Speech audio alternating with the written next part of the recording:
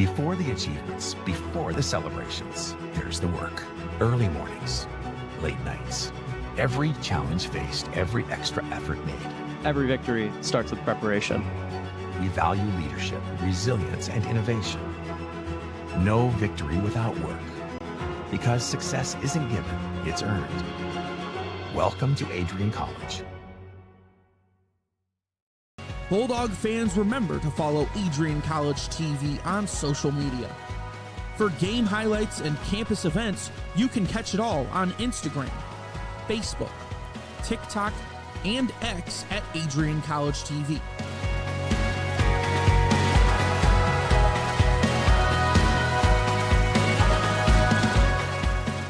Don't forget to subscribe to our YouTube channel to catch all our future streams live and support your Bulldogs.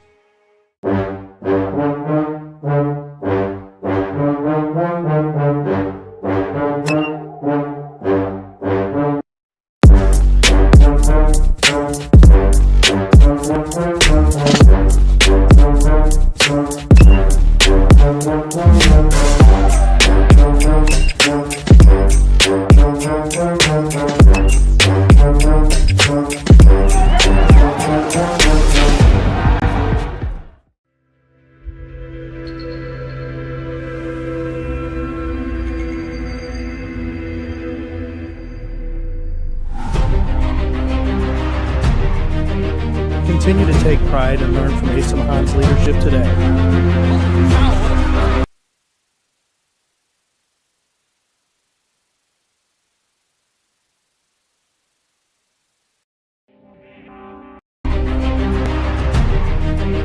Continue to take pride and learn from Asa Mahan's leadership today.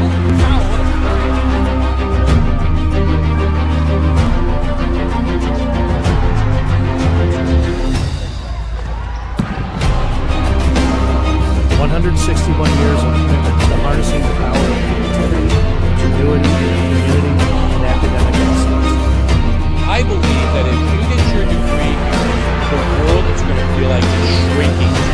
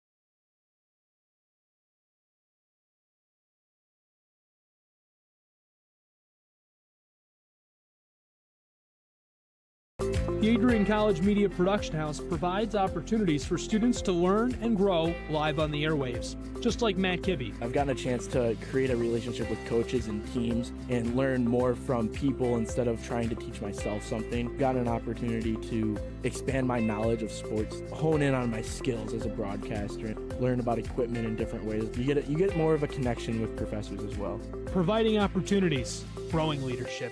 The Adrian College Media Production House. Thanks for tuning in.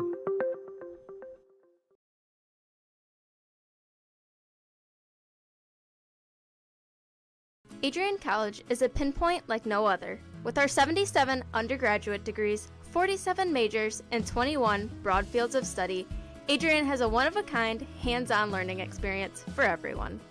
Do you want to visit the campus of Adrian College in person? Visit adrian.edu/campus-visit. Again, that's adrian.edu/campus-visit. Come take in the beautiful facilities at Adrian College for yourself.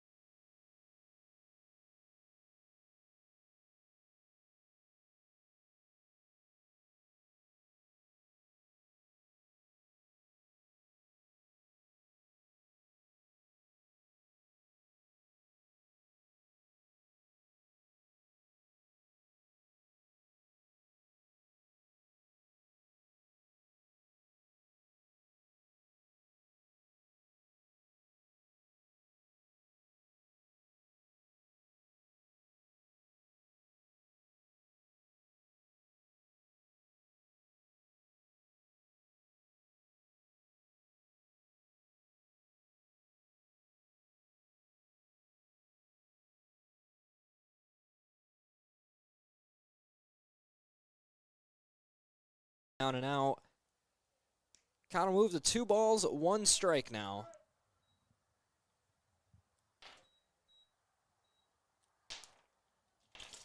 Shoe comes set. 2-1 to Jermu. He's going to fly ball right field. This one's sinking rapidly. Sheedy coming in, dives, won't make the grab, gets down. Jermu hustling for second. Throw in is in time. Jermu caught a lucky break on the missed fly ball and right by Sheedy. Tried to stretch it in scoring position. Just got there a little bit too late, so that'll do it for the first inning. No runs on 1 hit. We've played 1 here at the Nick. We'll head to the top of the second here on Adrian College. Before the achievements, before the celebrations, there's the work. Early mornings, late nights. Every challenge faced, every extra effort made. Every victory starts with preparation. We value leadership, resilience, and innovation. No victory without work. Because success isn't given, it's earned. Welcome to Adrian College. In with the ad read, by the way. Looking to become a future Bulldog and get recruited by Adrian College? Do you display characteristics of tenacity, drive, and determination?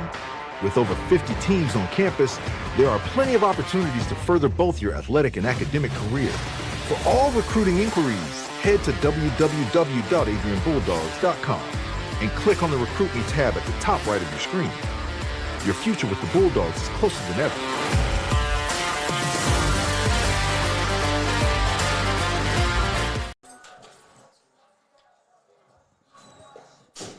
Stay connected with all the action by following at Adrian College TV on social media. From game highlights to campus events, we have got you covered. Don't miss a moment. Follow at Adrian College TV today. Top of the second inning for the Boilermakers. It'll be 6, 7, 8. That's more Clem and Xander coming up. A little bit unorthodox was the lineup sheet we got from Purdue today. At the NCBA level, can run into some difficulties trying to get accurate rosters, stats.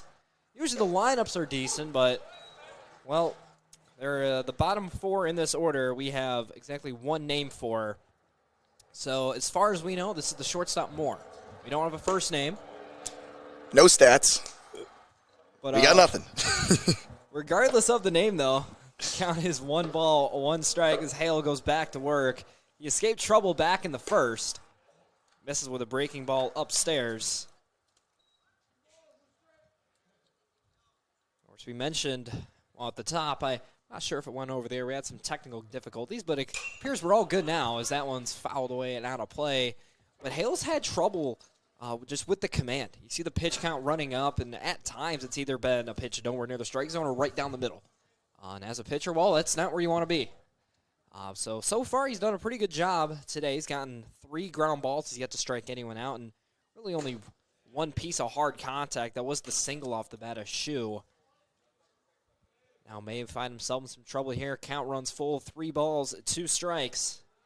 The Purdue shortstop. Hale paints the outside corner. Called strike 3. Got him on the fastball. Moore wasn't thrilled about the call. It'll be 1 up, 1 down here to start out the second inning. Yeah, that was definitely a close pitch, but that was just inside the box. That was a great pitch by Hale to strike out there and get his first strikeout of the day. So that will bring up the catcher today. Again, what I have in front of me is Clem. I feel uncomfortable just like saying that out loud. We got nothing. Right. Just Clem out there batting. 1-0, fastball misses just down and out. Not a bad pitch from Hale. A similar pitch that just got him a strikeout. This one not ruled in his favor. Wave and a miss. Another fastball from Hale. That one's center cut. Count moves to 2-1.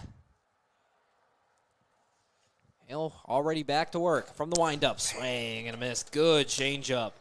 Pulls the string, started at the knees, ended about a ball below the knees. He's going to have success today. That's a pitch he's going to need. Here's a 2-2 from Hale. Half-hearted attempt, but it'll be a called strike 3. Another generous call on the outside corner. Now it appears it was on the swing. Home plate umpire just now motioned that. Michael had him swinging on that last one. Some great, all 3 strikes, great strikes. Couple change-ups below the knees. That's what we got. So that'll bring up Xander. He'll lift one into right field, but the right fielder Hall over to make the grab. And then there's a very quick, very efficient top of the second inning for Michael Hale. Sets him down 1-2-3. We head to the bottom of the second here on Adrian College.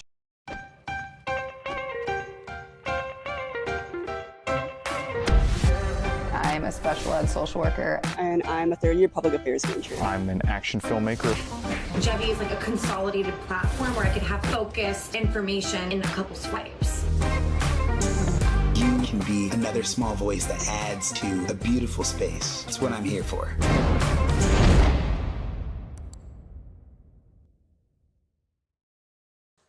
They're not even on the field.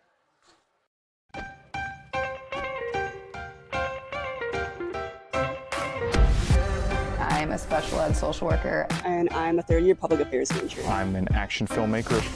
Jevy is like a consolidated platform where I could have focused information in a couple swipes. You can be another small voice that adds to a beautiful space. That's what I'm here for.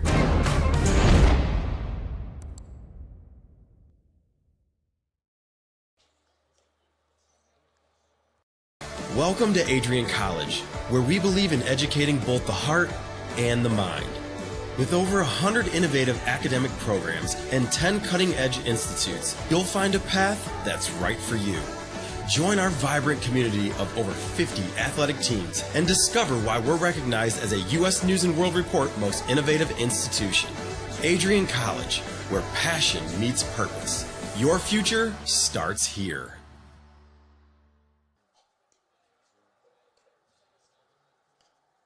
It'll be 4, 5, 6. Do it for the Dogs here in the second inning. That's Leyva, Hall, and Harris. Colin Shue goes back to work after an efficient top of the first inning. Got a ground out from Hudick, a fly out from Meister. And then Jermu did single, but was thrown out at second trying to stretch it. It's now middle of the order due up. We'll see what type of strategy they go with against Shue. Bulldogs were very aggressive in the first inning. Wonder if that's going to change. We see some more patience at the plate. Now, there weren't any bad swings in the first inning by the Bulldogs. They didn't chase it all. But just weren't able to make solid enough contact on really any of their swings. As Jesse Leyva, today's first baseman for the Dogs, climbs in for his first plate appearance of the day. Shue still working from the stretch. He'll throw a front door breaking ball that never quite made it back. It'll be a ball 1.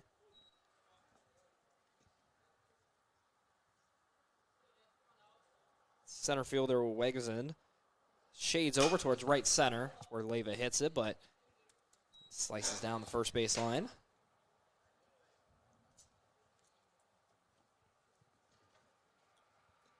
Now, one thing you notice at the NCBA levels, a lot of the teams don't necessarily have matching jerseys. I'm seeing about 6 different, maybe 7 different hats on the field right now. Leyva takes strike 2. You have 2 white jerseys. You have 1 pair of gray pants.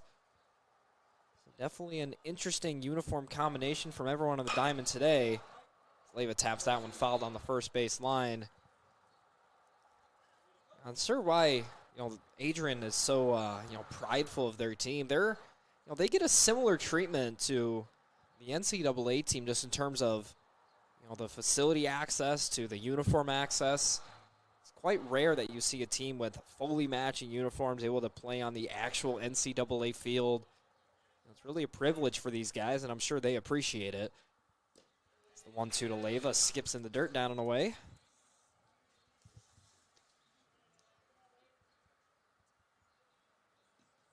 So Leyva climbs back in, Shue back on the mound. Still working from the middle of the rubber. Curious to see if that changes throughout this one. Here's the 2-2. Swinging a foul back to the screen. Sorry, Gavin, I got to call you out. That was a pretty bad flinch you just had on that one. Yeah, dude, that was coming straight at my head. Kind of felt like I was standing behind a hockey glass with the puck at my face, so. Yeah, I was calling the NCAA games yesterday with Jack Whitehead, and, well, he has a really bad flinching problem. Anytime anything comes up here, like, he is hitting the deck, even though there is 2 levels of fencing. Ooh. As that breaking ball runs inside, hits Leyva.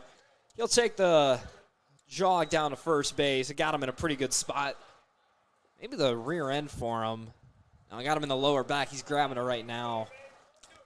Yeah, that looked a little nasty. That pitch just turned a little too much to the right for him. Turned his back to get that. Oh, that stung. If you're a hitter, the one place where you want to get hit is the backside. As Hall tries to bunt, but pushes it foul. You want to get hit where the most meat is. And most guys, well, that's going to be on the rear end, but that breaking ball just never broke down, just kind of stayed up and spun. So it hit him in the back rather than, the rear end or the, upper leg. So Hall steps in. He's already down 0-1. That fastball runs outside, leaving it up. This is a Bulldog offense that has some potency to it. There are times where they put up big, crooked numbers. Well, they'd love one of those early on here. Of course, doubleheader today against these Boilermakers. Winning game one so crucial, especially, Bulldogs, they still do have a chance at a conference title. It's a very slim chance, but the chance is there. They essentially have to win out, and they're going to need some help from some of their conference peers. The 1-2 is a high fastball that Hall swung under. It'll be the first strikeout for Shu. That'll bring up the catcher, Harris. Yeah, he got him good there. Swung a little bit out of his shoes, but walked off like a gentleman. Are you telling me Shu got someone to swing out of their shoes? He did. He did. Was that intentional? It was a little bit. Well, in that case, I'll give you some credit then. There we go. I know that means a lot coming from someone like me. There we go. It does, As prestigious as I am. I'm up in the booth with one of the professional callers out here, so we got some good things to talk about. I was being sarcastic. I know what you meant. I'm just making sure I was going with it. I do have a fairly large ego, but I was feeding it. Well, Harris is ahead, 2 balls, no strikes. Looking to do some damage here. 2-0, swings down and away. Count runs 3-0. Got to see if they have the green light on here. It's Leyva the runner on first, not much speed. You're not going to see him take off here, especially not in a 3-0 or even a 3-1. Here's the pitch. Harris taking all the way. Center cut fastball called strike one. So Purdue in double play depth. Middle infield is pinched. Outfield playing straight up. 3-1 to Harris. Wave and a miss. One with the fastball. Inner third, letter high. Harris couldn't quite get to it. So run full, 3-2. It's been 4 straight fastballs from Shu. See what he goes with on the full count. Fastball, wave and a miss. Popped out of the glove of the catcher Clem, but nowhere for Leyva to go. It's back-to-back strikeouts from Shu. With 2 away, that'll give a chance to the designated hitter, Jack Boyke. Carson Boyke, rather. Sorry, like I said, I called the NCAA games yesterday, and, well, Jack Boyke, center fielder in both games, so I did say his name a few times. So, transitioning to this team, there are some instances where something like that may happen. Oh, yeah. Like, I know during the game yesterday, I did say you're watching NCBA baseball, right? NCAA. It's too many acronyms. Too many acronyms. It's bound to happen when you're doing this many games.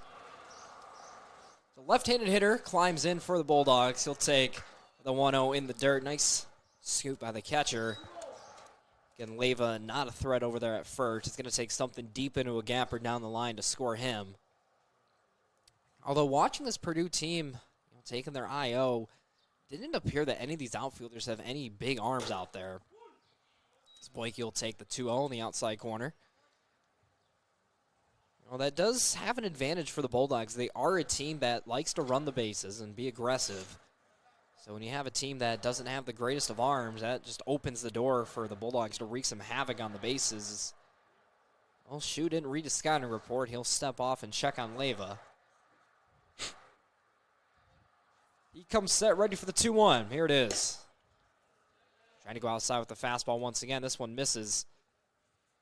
Catcher wanted it. Pauses for a moment, asks about it. His attempts were in vain. Once the call's made, you can't change it. You're not going to change his mind down there. Here's the 3-1. Missed outside with the fastball once again. First free pass issued by Shu in this one. So Boyke will take the jog down to first. Leyva moves up to second. So 2 on, 2 out. That'll give a chance to the third baseman today, Luke Marley.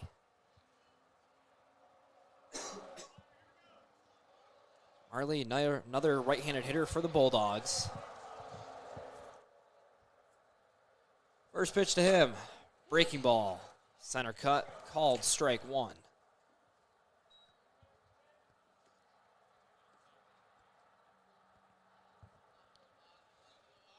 So we saw Hale work out of trouble in the top of the first.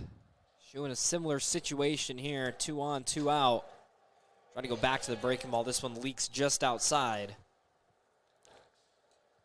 Well, Marley so far this season, just 12 plate appearances, but in those plate appearances, he's batting .364, OPS at .879. A lot of early success for this team. Looking at out of that here. Count runs, 2 balls, 1 strike. Marley the 8-hitter today. Left fielder Kempter waiting on deck. Shall Marley extend the inning? So Shu gets the one he wants. Comes set, checks on Leyva. Not much of a lead over there at second. 2-1. Wave and a miss. Blew the fastball by him. Threw one just at the letters. That'll move the count. 2 balls, 2 strikes. Shu does have some options. See him locate the breaking ball so far. Threw a nice changeup earlier. Don't throw that high fastball. It's pretty good command thus far. On the 2-2, he tried to go to that high fastball. Just missed with it. So with the full count, 2 away, runners will be in motion. Base it to the outfield, will score Leyva. As Shu comes set, he'll check on Leyva. The runners get off to their running starts. 3-2, called strike 3. Generous pitcher's call in the outside corner. Sits down Marley, so that'll do it for the Bulldog half of the second. They threaten but do not score. We've played 2 here from the Nick. We're scoreless. We head to the top of the third here on Adrian College TV.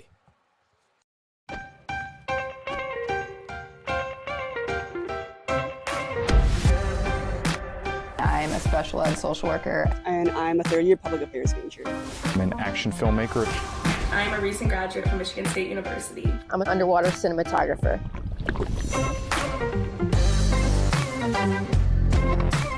So I didn't really decide I wanted to become a pilot till after college. Jevi is like a consolidated platform where I could have focused information in a couple swipes. Involve yourself as many opportunities that you can. The number one most important thing is knowing your own weaknesses. Proper planning. Breakfast. It's always something different, something new. The fact that you can be another small voice that adds to a beautiful space. That's what I'm here for.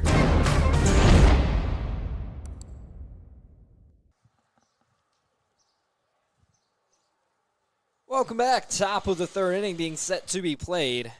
It'll be 9-1-2. Do it for Purdue here. Michael Hale coming off a very efficient second inning goes back to work. He'll miss the first one down and in.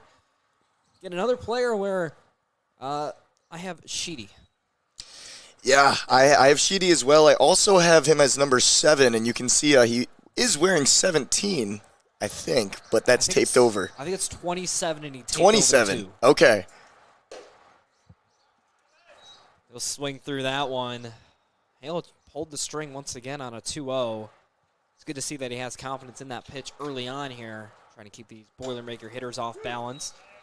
Goes back to it on the 2-1, catches the outside corner. Count runs, 2 balls, 2 strikes. Hale looking for his third strikeout of the contest. Quickly back into the windup. 2-2 line, that'll get down for a base hit into right field. He'll try to throw that fastball up and away. Sheedy threw the hands at it. Gets himself a leadoff knock here in the third. Yeah, that was a good line down the right field, just dropping in between first baseman and the right fielder in the back. That's a good hit. Well, Well, looking at Hale's numbers on the season in 25 innings coming into this one, he has 26 strikeouts, but 22 walks as well. So the swing and miss stuff is there, but oftentimes that comes with a lack of command. That's what he's had to deal with so far. So the lineup turns over. It'll be Nate Hughes, the second baseman. He'll take the first one up and in, called strike one. Well, this is the 10th batter Hale's face. He's looked pretty solid. He had the rough at-bat to Nolan Jones back in the first, but since then it's been pretty dialed in as this one's popped up. Shallow right field, Hall loses the hat, but he doesn't need one to make that grab. Hale gets his first out here in the third, courtesy of Nate Hughes.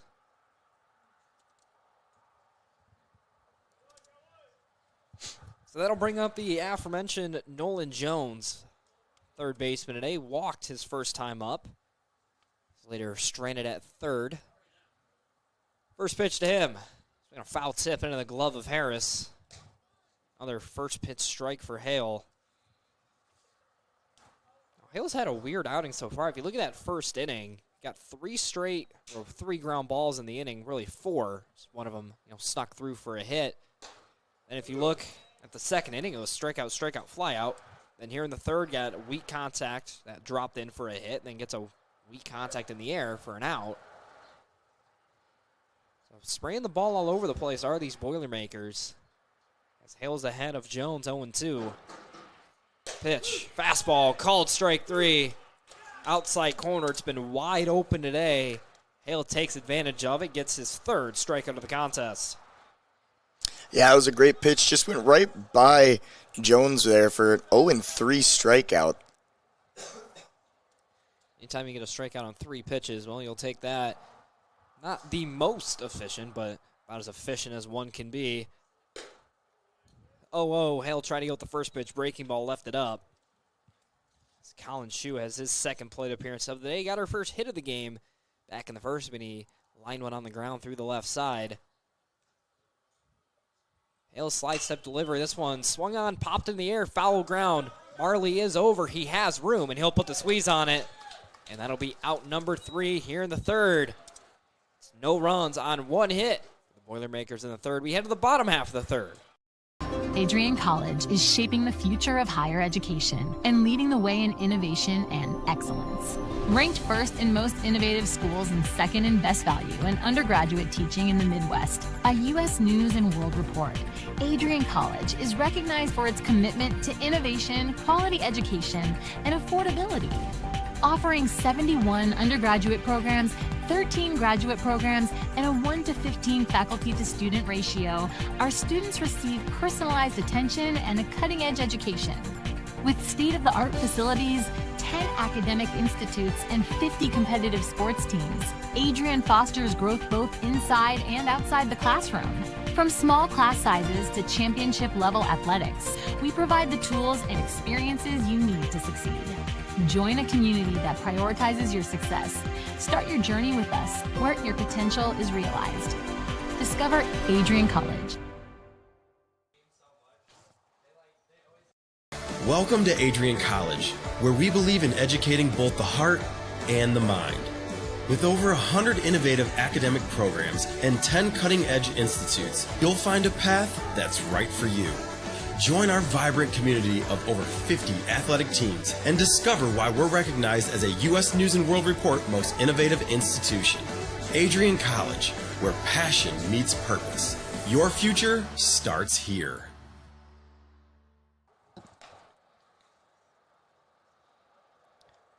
Ready to explore your Adrian future? Scholarship Day lets admitted students tour campus, meet faculty, and earn a renewable scholarship.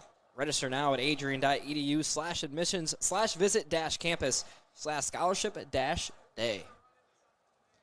The last scholarship day of the year coming up this week, April 18th. Is that a Saturday? I believe that is a Saturday, yeah. Should be a fun day. Get out there, meet some professors. I remember my scholarship day. Pretty sure I got a free drink from the Starbucks in Kane. Yep. That was delicious. And I'm not a guy who gets Starbucks. I'm broke. I can't afford a $6 coffee. Oh, no, that's me either. I'm more of a, Tim Hortons guy. Oh, I love some good Tim Hortons. Big Timmy's guy, personally. So Kempter steps in, shows bunt, pulled it back. Now that'll bring the third baseman Jones in a few steps. He's about maybe a step in front of the bag, toes on the infield grass. Well, the infield green turf rather than grass. 1-0 misses down in the dirt, pushes it to 2-0. And I was doing the NCBA game last night, or the D3 NCBA game, and I brought up how energetic that team's dugout is every single game, and that is in sharp contrast to the D1 team. I mean, these guys are pretty much strictly business. Really not a lot of chatter coming from that Bulldog dugout. I would say the same from Purdue, but I believe they have one guy in their dugout right now who's not on the field. Yeah, they didn't bring too many extra players with them. The count is 2 balls, 1 strike. I will say the Bulldogs are all on that top step. There's no one moping around in the dugout, but still maybe you want to see a little bit more energy. But, well, granted, there's been really nothing to cheer about. Just one hit for the Dogs so far, and, well, he was thrown out in the same plate appearance trying to stretch to a double. So you got to think if Kempter's able to reach here, maybe that's the spark the Bulldogs need to get it going. So he'll foul the 3-1 away. It'll load the count up, 3-2.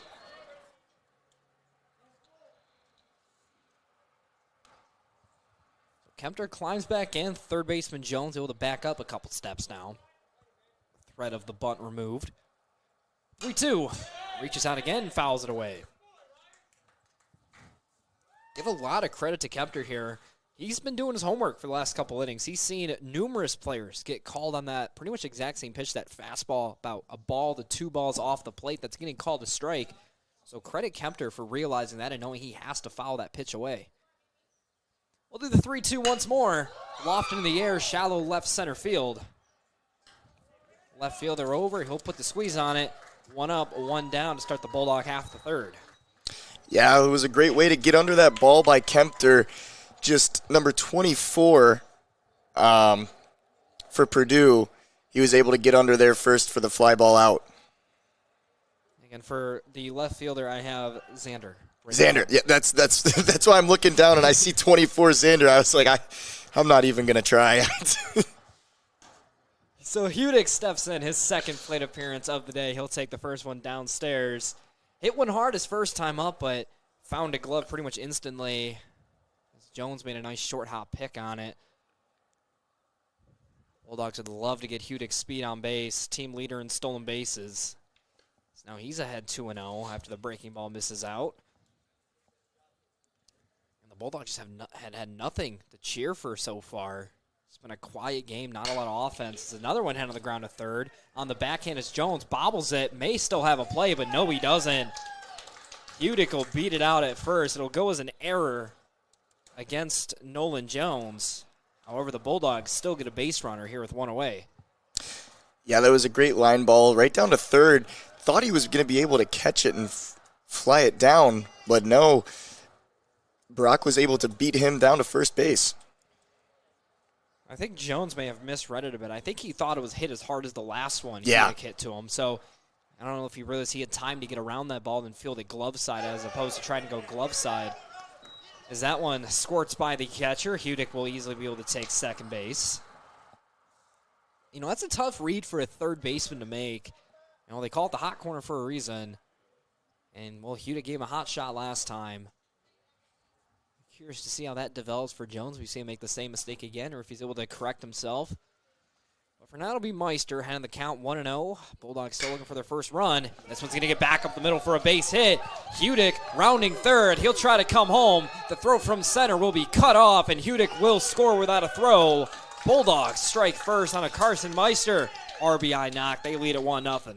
Wow, what a play by Carson Meister to get under that ball, go straight, almost hit the pitcher, straight through second base, split them all. What a hit. We mentioned the speed and the base running aggressiveness for this Bulldog team. Meister fits that category as well. Another stolen base threat, has a generous lead off of first. As Jermu climbs in, he'll take one up and in.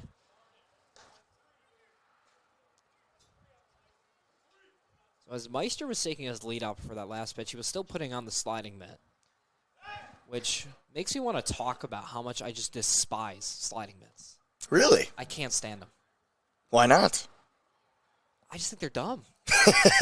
And what makes it even funnier is when you see a guy now, like, Meister has a sliding mitt on his right hand, which makes sense. He throws the baseball right-handed, so you want to protect that hand. But when you see a guy wear a sliding mitt, then they slide feet first or don't slide at all, then you're negating the entire purpose of your sliding mitt. Okay, yeah, I can see that entirely. And, players put them in their back pockets when they're in the field, and apparently that's become a trendy thing that... Just for style? Apparently it has drip. Oh, okay. I know I sound completely, normal when I say things like that. Yeah, completely normal. But I don't think it's the look. Not a fan of it. Yeah, I'd have to say it doesn't really add much. The 3-0 misses downstairs to Germu. He'll take the jog down to first. Bulldogs still in business. Will be first and second, one away. Jesse Leyva climbs in. Was hit by a pitch his first time up.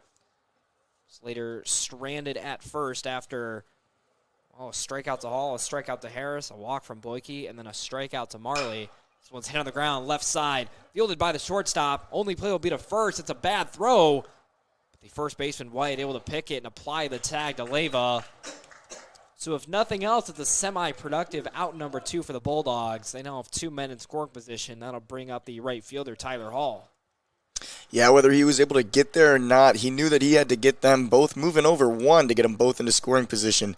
That's a great play by Jesse. I'm a little surprised the shortstop Moore was able to get to that ball. It was a pretty hard-hit ball, and I assumed he would be shaded more up the middle with the double play, and, in effect there. That one's swatted away by Hall. Got a piece of something. Didn't sound good. So I believe it deflected off the roof of the stands here and then landed on another piece of metal, which created quite a loud sound, scared some people here. I looked over there and I saw multiple people in the stands flinch. They caught it from me. If you go to a baseball game and just watch people, which I don't know why, because you probably want to watch the game in front of you, but if you people watch at a baseball game, you'll see some interesting things. And that's why baseball is the greatest game on the planet. Every time you go to a baseball game, you will see something you've never seen before. Now, I never played baseball. I think the farthest I got was T-ball, but I do love watching baseball. Well, about 15 minutes here. Tigers and Marlins are on. Tarek Scoop on the bump today for the Tigers. It's always a good day when he pitches. The Hall may not be having a good day as he chops this one to Moore. Throwing to first is in time. Bulldogs leave a couple more runners stranded. However, in the inning, they get 1 run on 1 hit. We've played 3 here from the Nick. Bulldogs up by 1. We head to the top of the 4th here on Adrian College TV. Adrian College is shaping the future of higher education and leading the way in innovation and excellence. Ranked first in most innovative schools and second in best value in undergraduate teaching in the Midwest by U.S. News and World Report, Adrian College is recognized for its commitment to innovation, quality education, and affordability.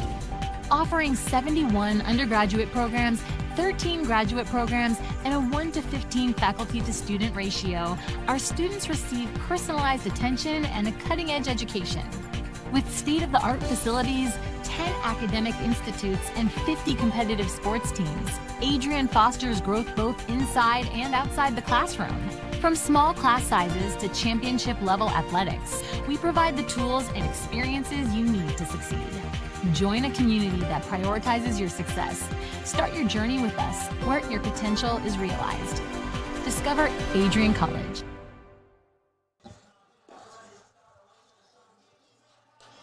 Welcome back into Nicolay Field, top of the 4th inning. Michael Hale goes back to work for the Bulldogs. Had a strong start so far, just 2 hits allowed. One of them was a bloop hit last inning to the Purdue right fielder Sheedy. And Colin Shue got one of his own back in the first, but other than that, it's been a lot of weak contact, whether it's on the ground, in the air, or missing bats entirely. He's got 3 Ks in the game. Looking for more here. It'll be 4, 5, 6 due up. That's White, Wegson, and Moore.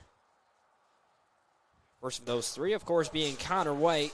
He'll take a first pitch, ball downstairs. Last time up, White bounced out to Marley over at third. On the 1-0, Hale pulls the string on a changeup. It's really rare that you're able to see left-handed pitchers really throw that arm side changeup. Pitch you don't often see thrown for a strike, but that one's tucked just inside the third base line for a base hit. White will be content with just that one base. He'll stay put. It's another leadoff hit for Purdue. Yeah, he barely kept that in from the foul line. I honestly couldn't tell from up here. But yeah, he snuck that ball just past that third base to then roll out of fair play. And yeah, he just decided to stop at first. Got there in time. Yeah, give credit, though, to the left fielder, Kempter. Played it really nicely off the ricochet on the wall down there. Now here at the Nick, the outfield fences, once you get really maybe about 100 feet, maybe 75 feet past the bag, the fences shoot straight out, and there's about a foot between the foul line and the fence. But the fences do jet out before that, as this one's skied in the air center field. Hudick loudly calls for it in center. He'll put it away for the first out.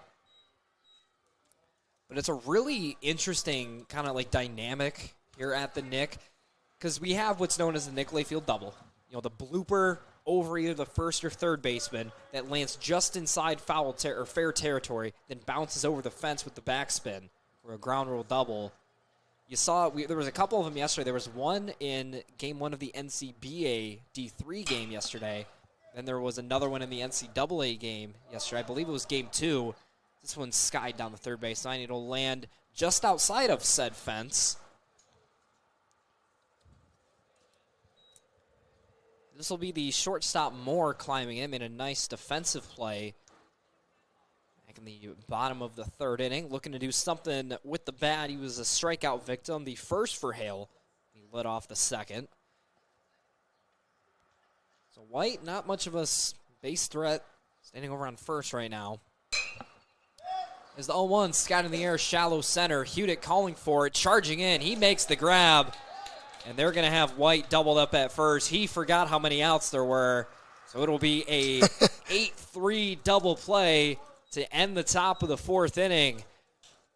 So Adrian, they have a 1-0 lead. They'll look to add on to it here in the bottom of the fourth. Coming up next here on Adrian College TV.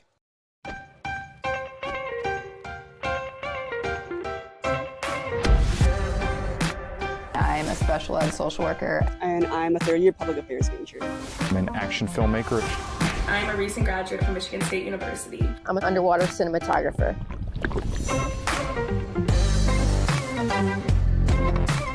So I didn't really decide I wanted to become a pilot till after college. Jevy is like a consolidated platform where I could have focused information in a couple swipes. Involve yourself as many opportunities that you can.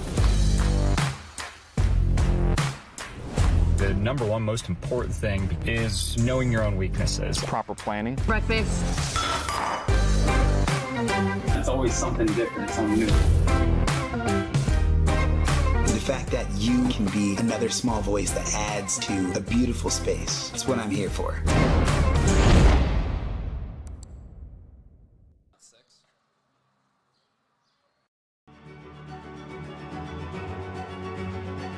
Before the achievements, before the celebrations, there's the work. Early mornings, late nights. Every challenge faced, every extra effort made. Every victory starts with preparation. We value leadership, resilience, and innovation. No victory without work. Because success isn't given, it's earned. Welcome to Adrian College. That was a coincidence. Yeah. The Adrian College Media Production House provides opportunities for students to learn and grow live on the airwaves, just like Matt Kibbe. I've gotten a chance to create a relationship with coaches and teams and learn more from people instead of trying to teach myself something. Got an opportunity to expand my knowledge of sports, hone in on my skills as a broadcaster, and learn about equipment in different ways. You get more of a connection with professors as well. Providing opportunities, growing leadership. The Adrian College Media Production House. Thanks for tuning in.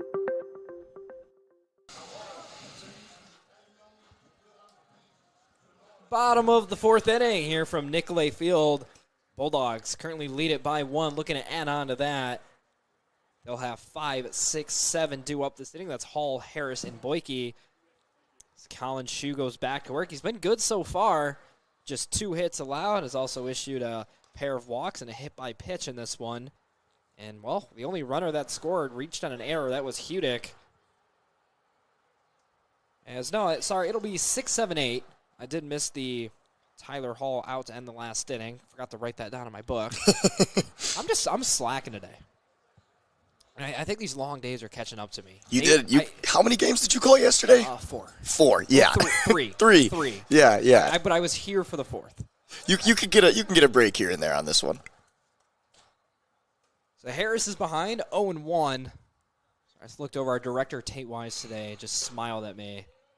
Well, his guys, the D3 team, did clinch their conference championship yesterday. They swept Saginaw Valley State, the doubleheader.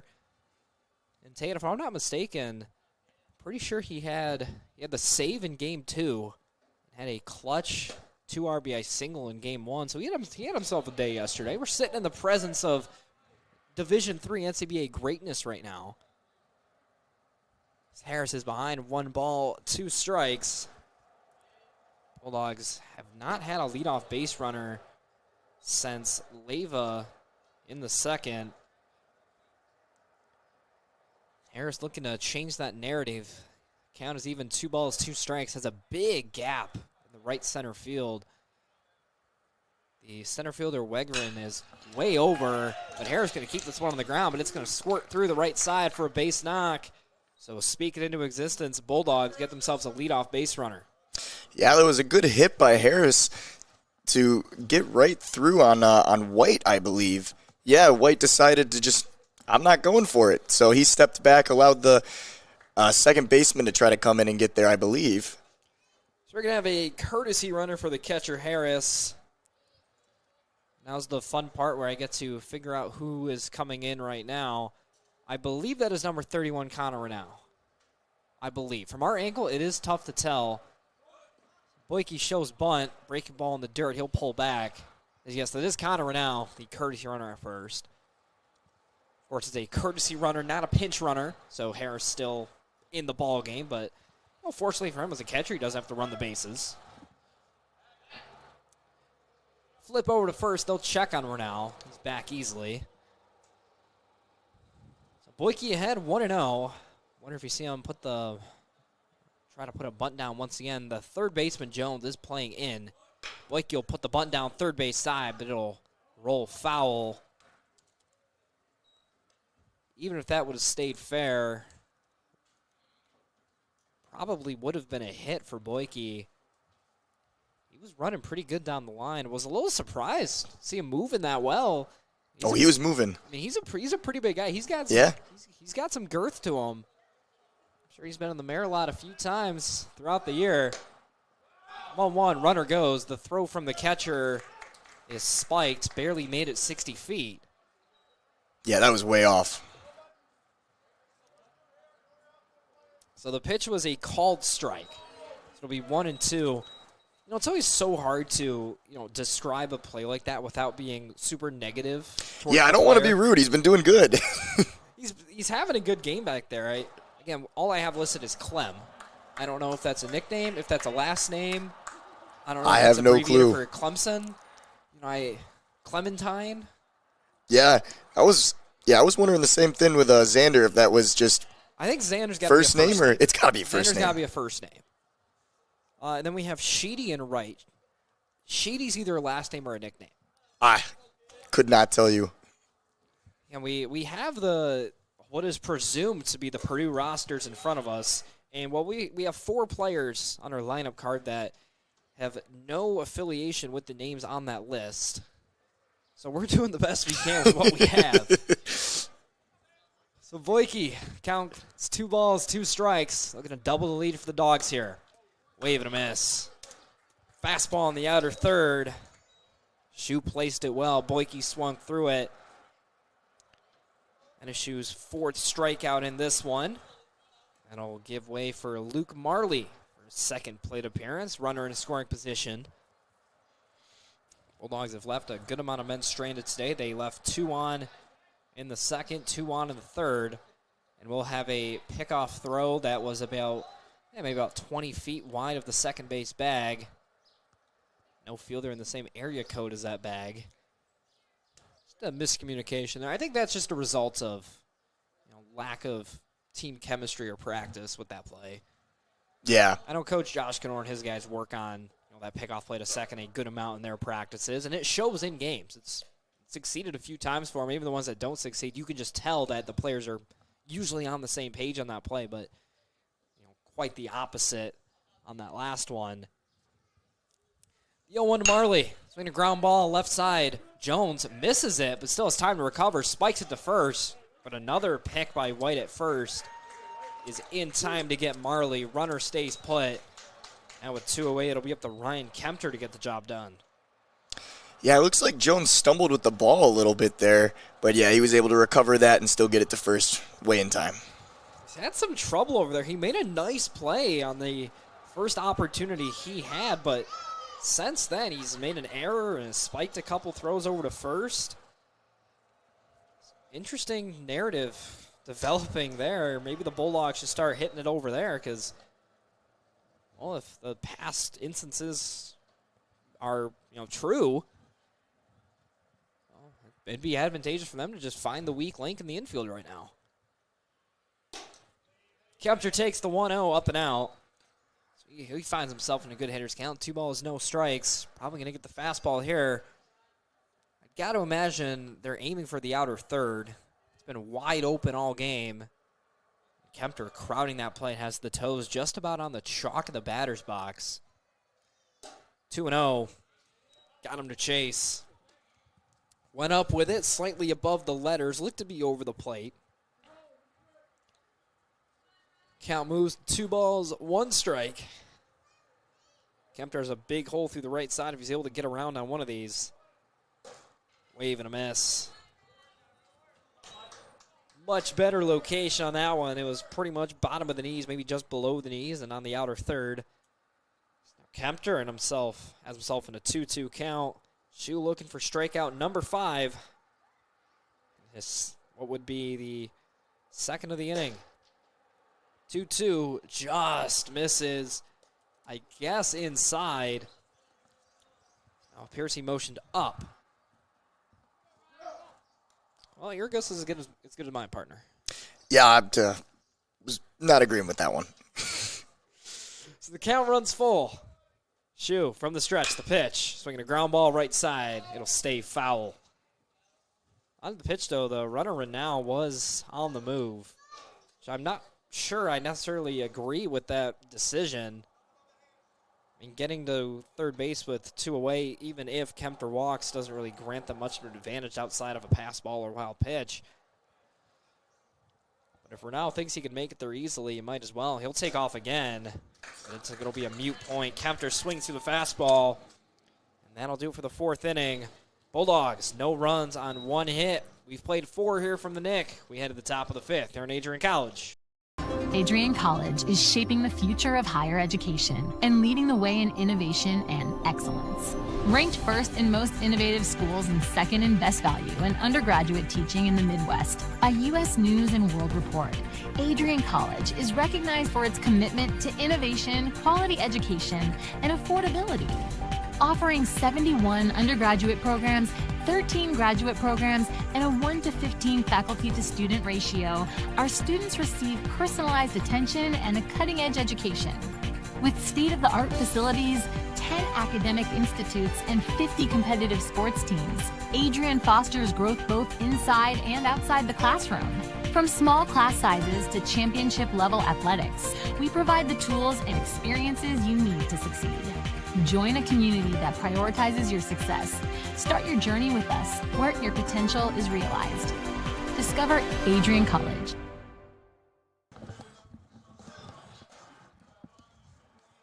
It's Division III week. Join us in celebrating the impact of our D3 student athletes, coaches, and administrators on campus and in the overall Adrian community. Of course, Adrian College, part of the NCAA Division III level. This game at the NCBA level, but we still all go to the same school. Adrian College. And well, we were able to talk to some of the Purdue players who showed up early today, and they were just amazed. When they Googled Adrian College and they were looking around a bit, just this sheer amount of athletic teams we have. Yeah, it was pretty cool to talk with them. They came up and they just asked, like, how big's your school? And when we got talking, they had, so how do you field 3 baseball teams? And I said, oh, just wait. We have 7 hockey teams on this campus. And they kind of sat there with their jaws dropped. They were pretty amazed on how we are as a campus, how we are as a community, and we all come together because we like sports. Harris looked like he wore that one. I couldn't tell if it got skin or if he jammed his finger on it. But the count is 0-1. But it's amazing with how small Adrian College is. You know, it's only a few thousand students big. I would presume, I mean, it's been growing every year for the last decade plus. Got to imagine with, you know, crosstown schools, Siena Heights shutting down, got to imagine Adrian College is going to absorb some of those kids. The 0-2, wave and a miss. Hale gets another strikeout to start out the 5th. But the fact that a school this small in size is able to field, do you know how many athletic teams we have? It's 50-something, right? 53. 53. 53. So if you're looking for your trivia question of the day, Adrian College has 53 athletic teams. And they're not all your baseball, football, basketball, hockey. We have 2 golf teams. Yep. We have 2 bowling teams. Yep. We have, 3 baseball teams? Yep. 3 baseball teams, 2 softball teams. This one lined foul down the first base line. We have, is it the acro and tumbling team that is now at the NCAA level? I believe they are. I believe yes. I believe they just got moved to NCAA. We have the cornhole team with national champions. Champion Alex Weaver. Uh-huh. I have a couple classes with Alex, and I keep asking him, like, are you sick of the attention yet? Did you ever think that you would get this time of attention for cornhole? He's shocked by it, and, well, Xander maybe as well. He takes a called 3rd strike, fastball at the knees, back-to-back for Hale. He is just absolutely cruising right now. Now he'll face a 9-hitter Sheedy. But we also, we have the women's rugby team, who have just been dominating. If you haven't checked out the women's rugby team. Oh, it's phenomenal. It's awesome to watch, too. It's a lot of fun. I know when we host the Adrian Sevens tournament, I was on the call for those games, and I was amazed with, just the ability that they had. Oh, It surprised me. I expected to see, a ragtag group, but it was a legitimate, strategic game. Because, here in America, we don't necessarily watch rugby very much. But if you've never watched rugby, it is. You got to give it a shot. It's a fantastic sport. And the facilities that they offer these teams as well. We talked about that before, the fact that this team, the D1 NCBA team, is able to play on the actual play here at the Nick. That means something. They're one of the only club teams in the entire country that's able to play on their team's legitimate field. They're not stuck on some back high school field. So, obviously, a big thank you to Craig Rainey, the athletic director and head coach of the NCAA team, for allowing these teams to play on this field. It's pretty nice. It is. They've done a great job building these facilities and allowing access. Just big shout-out to all the athletic directors and people that have gone into it. Shady lines this one. It'll get down for a base hit in left center. Hewitt cuts it off. He'll be staying at first, but Shady has himself a 2nd base hit of the game, the lone player with 2 base hits in this one. Yeah, he's looking out there pretty good. Wish we got his full name, but you know what? Shady, that'll do for me with 2 base hits. That'll work. So we're waiting for the next batter for Purdue. Everyone just kind of standing around, and should be Hughes. We finally have someone emerging from the dugout. That better be number 22. All right, it is. See, if we have a pinch hitter, I don't know what we're gonna do. But thankfully, as the scheduled hitter, it's Nate Hughes. Steps in for the 3rd time today. He's 0 for 2. Ground out and a flyout so far. First pitch swinging. He'll pop it up, and it'll get out of play and into the parking lot. Did you learn from your mistake? Did you park farther back this time? I did park farther back. I'm still a little nervous, but I think I'm out of the range. As long as you're more than maybe about 100 to 150 feet away from home plate, you're good. Okay. So if you're in the, there's the parking lot for the Dome right behind us. There's that initial parking lot, and then there's the one closer to the entrance. If you're closer to the entrance of the Dome, you're good. Yeah, I try to park in that gravel area in the back.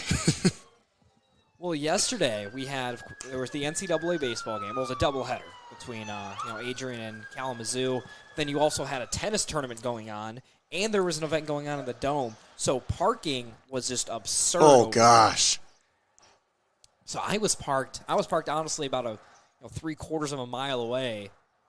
And when I finally got out of here around midnight yesterday, walking back to my car, it finally hit me how far away I had to park. Never had to park that far away before. In my 3+ years here, never had to do it. You never realize it till the walk back either.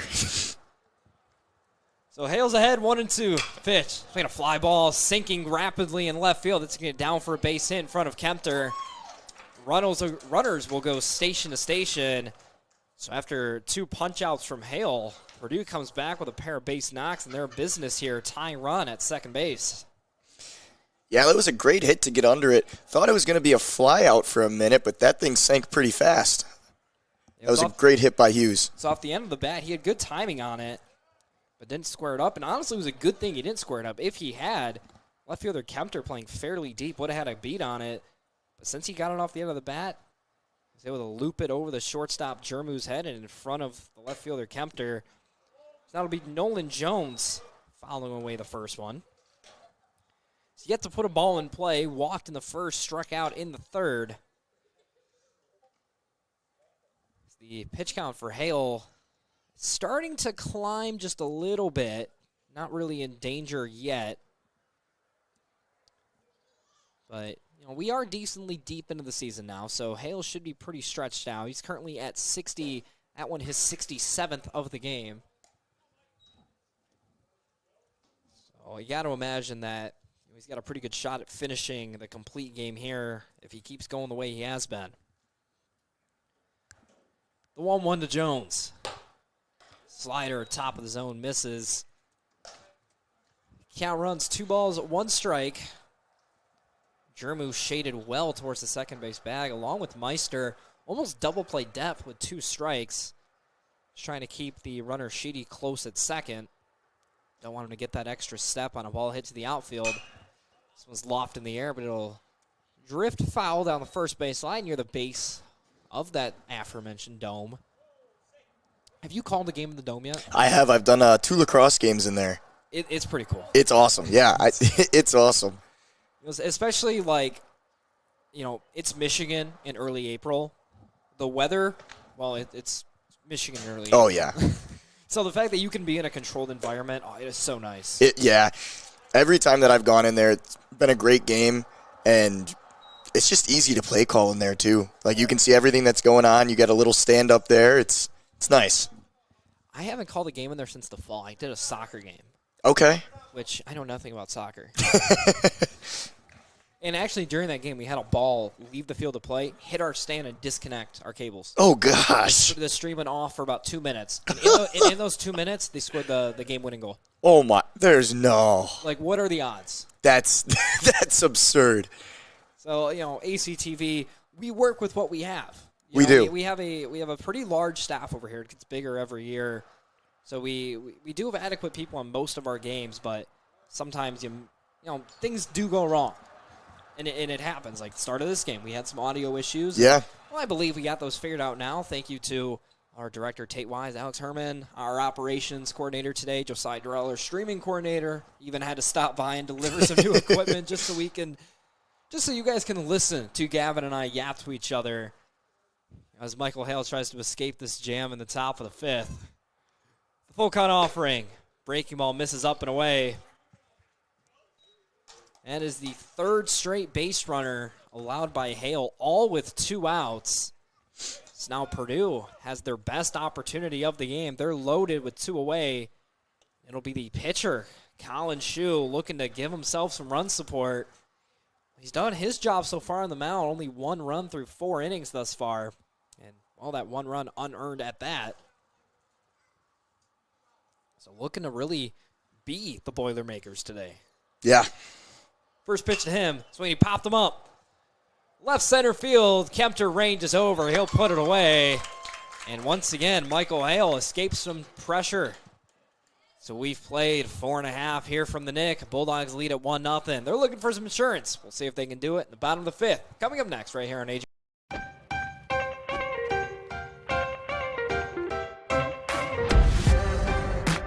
I'm a special ed social worker. And I'm a third-year public affairs major. I'm an action filmmaker. I'm a recent graduate from Michigan State University. I'm an underwater cinematographer.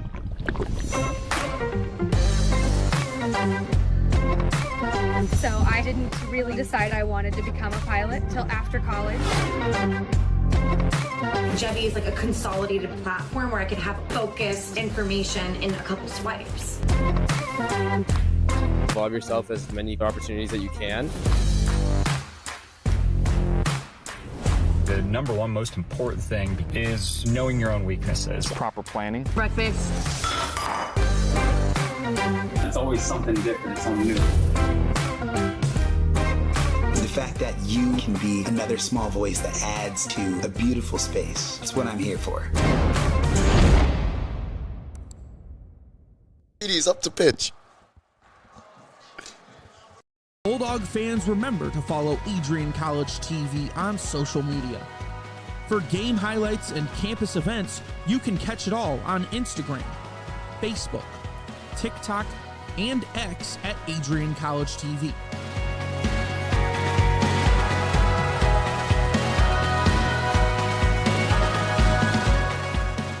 Don't forget to subscribe to our YouTube channel to catch all our future streams live and support your Bulldogs.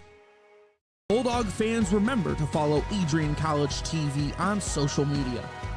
For game highlights and campus events, you can catch it all on Instagram, Facebook, TikTok, and X at AdrianCollegeTV.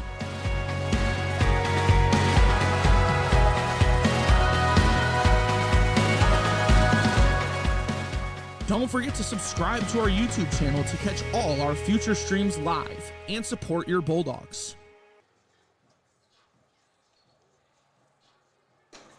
Welcome back into the Nick. We have a new pitcher on the bump for Purdue, so Colin Shue's day is done. I'm sure the Bulldogs are pretty happy about that.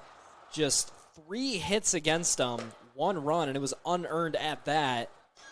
Just a fantastic showing from Colin Shue.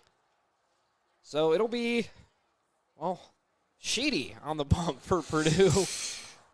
It feels awkward. It feels awkward not having a first and last name. I don't know if Sheedy's the last name, the nickname. Yeah, we have no clue. But you know what? He's been having a great game. So yeah, he's the only player on either side with 2 hits in this one. The only other player to reach base twice so far. Jermu has a single and a walk, and then Nolan Jones has a pair of walks. Well, Brock Hudick reached base back in the 3rd. It was on an error from the 3rd baseman Jones. Later came around and scored on the Carson Meister RBI single. He'll swing and miss the first one. And what a beautiful day this has turned into. yeah, I think eventually it was supposed to get to low 70s today. It's about time. Ooh. 0-1, called strike. Bust out the 9-iron. So now with 2 strikes, Hudick will have to protect. From the stretch, Sheedy misses up and out. Not a bad pitch there. It's kind of a hole in Hudick's swing, that one up and away. He doesn't tend to square that one up too much. Usually gets under it. See what he goes with here on the 1-2. Breaking ball fought away by Hudick. That one caught a lot of play. It's a sweeping, maybe a sweeping slider. First time he's shown that one. Now has options still on the 1-2. Here's the pitch. Threw it again. Gets an ugly swing and a miss from Hudick. He goes down swinging to lead off the Bulldog half of the 5th. I don't think he's too happy about it. Yeah, some choice words on his way back to the dugout. Yeah, some of those I didn't agree with all 3 of those strikes, but you know what? They got called, so.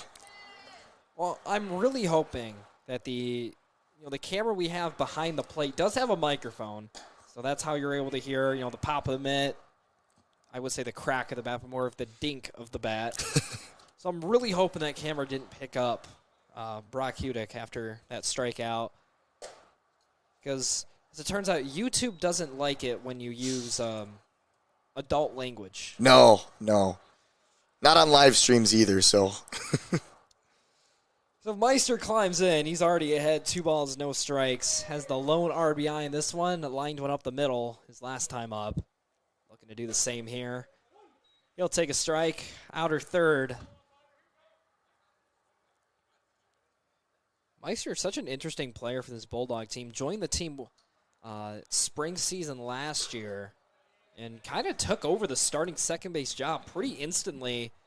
Also played a little bit of outfield. And correct me if I'm wrong, but he's caught before. Yeah, I was talking with him before last game. He used to catch in high school. This one's blooped into the air center field, but it'll hang up just enough for Ben Wegerson to put it away. And 2 up, 2 down. I'll let you finish your story. Yeah, so he said he used to catch in high school, and when he got here, they put him at second, which he enjoys a lot. But after a couple games ago, actually, both of the Adrian catchers were injured. They could not play, so and they brought up Carson Meister. So Jermu climbs in. The only Bulldog to be on base twice in this one. Singled in the first, was later thrown out trying to stretch to a double. And then walked his last time up in the third. He's ahead 1-0. He'll line this one sharply but well foul down the first base line. Got a good pitch to hit. Just a little tardy on it. Watching this Purdue team play, it makes sense. We were watching them warm up. We've been seeing their at-bats, and we were trying to figure out, this is really the team that's tied for first place in the conference? Yeah. Nothing against Purdue, but, when you compare it to a team like Michigan where 1 through 9, those guys are all just major threats in the box. As Jermu rolls this one over, and I'll have to put a pause on my story because the Bulldogs go down 1-2-3 here in the 5th. So we've played 5. Bulldogs still lead it 1-0. Michael Hale will be going back to work in the top of the 7th. Coming up right after this on Adrian College. Before the achievements, before the celebrations, there's the work. Early mornings, late nights. Every challenge faced, every extra effort made. Every victory starts with preparation. We value leadership, resilience, and innovation. No victory without work. Because success isn't given, it's earned. Welcome to Adrian College.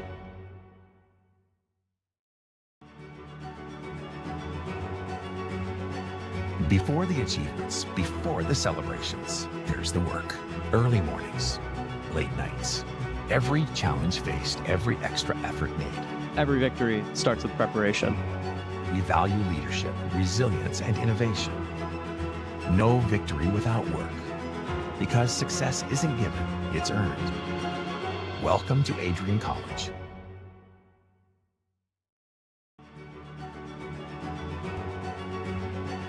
Before the achievements, before the celebrations, there's the work. Early mornings, late nights. Every challenge faced, every extra effort made. Every victory starts with preparation. We value leadership, resilience, and innovation. No victory without work. Because success isn't given, it's earned. Welcome to Adrian College.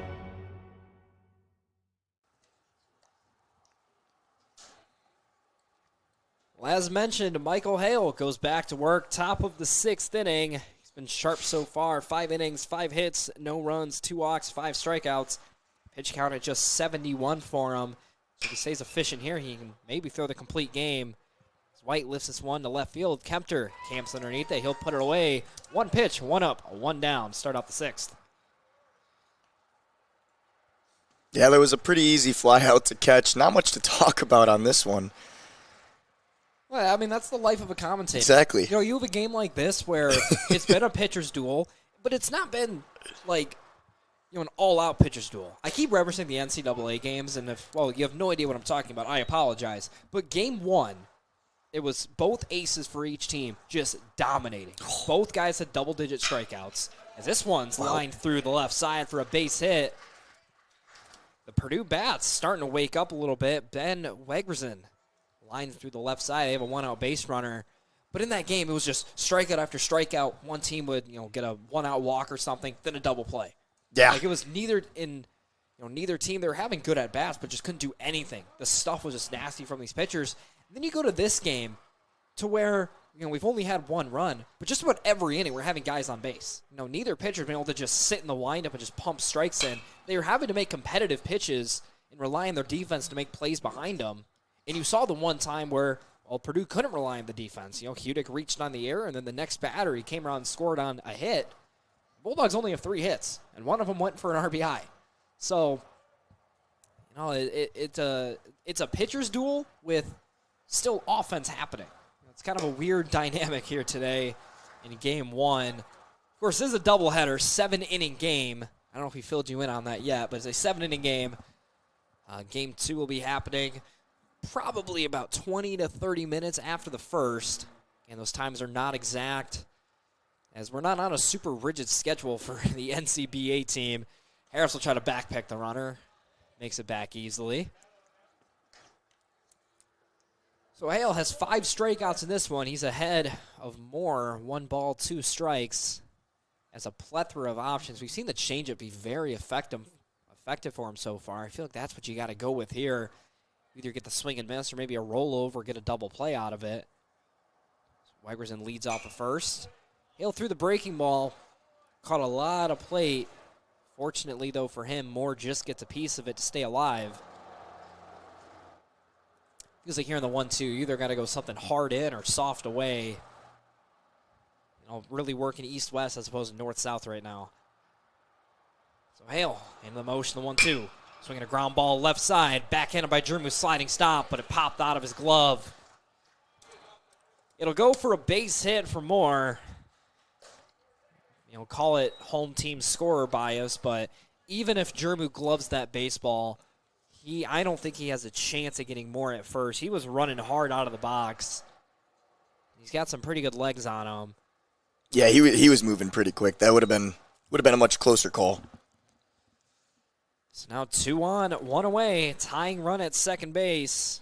It'll be the catcher Clem standing in, the jerseyless Purdue Boilermaker today. Is that a new development, or has he not had that on all game? I don't think he's had that on all game. Well, regardless of the legality of it, we do have Clem in the box right now. At least I believe this is him. He'll take a 1-0 breaking ball that catches the outside, even it up at 1-1. Bulldogs still keep a middle pinch. They're in double play depth. Especially Meister shaded well towards second. Jermu a little bit more giving towards third base here. 1-1. Ooh, big bending breaking ball. Swung on and missed by Clem. So Hale will have to bear down here. He made a pretty good pitch to Moore last time up. Hale comes set, checks on the runner. 1-2. One with the slider. Never made it back to the plate. Misses down and away. It'll even things up at 2 balls, 2 strikes. Hale hunting the double play ball here. Takes a breath, checks the runner. Down to the motion. Here's the pitch. Fastball. Misses up. Not a bad miss. Didn't miss by a whole lot. Now with the count full, Hale in danger of walking his third. There is action in the Bulldog bullpen. That's Cam Wakefield loosening, a right-hander. It's all righties in this Purdue lineup. So I'll give credit to Hale. He's had to navigate through an all right-handed lineup as a lefty. 3-2, fastball. Misses. Not exactly sure where it missed. Maybe just out? It looked, again, I couldn't tell you on that one. A couple more I've disagreed with. It's so hard to not sit up here and just be so critical of the umpires because they do the best job they can. They do.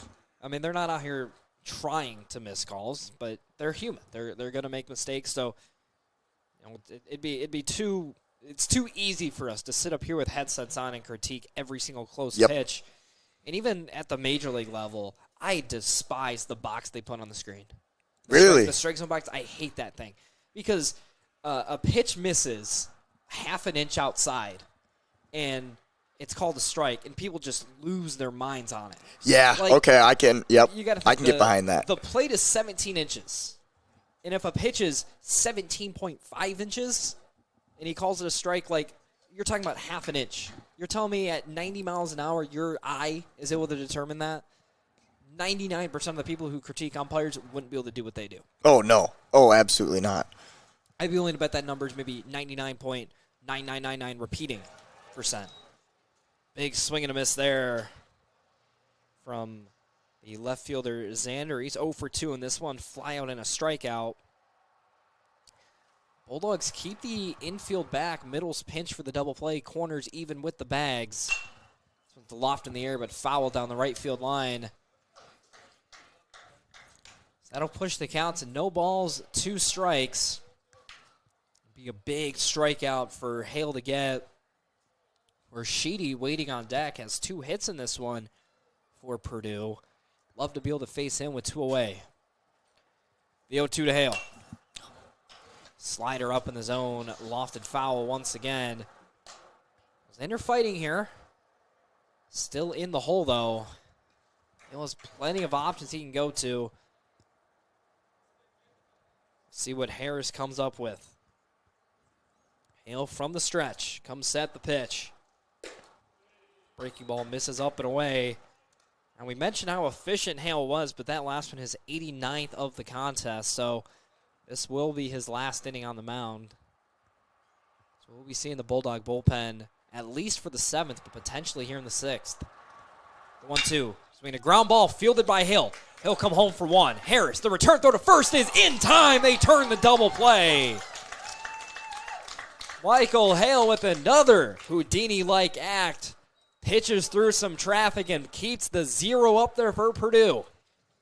Bulldogs still lead it by 1. Looking for some insurance in the bottom half. We head to the bottom of the 6th. They're an Adrian College is shaping the future of higher education and leading the way in innovation and excellence. Ranked first in most innovative schools and second in best value in undergraduate teaching in the Midwest by U.S. News and World Report, Adrian College is recognized for its commitment to innovation, quality education, and affordability.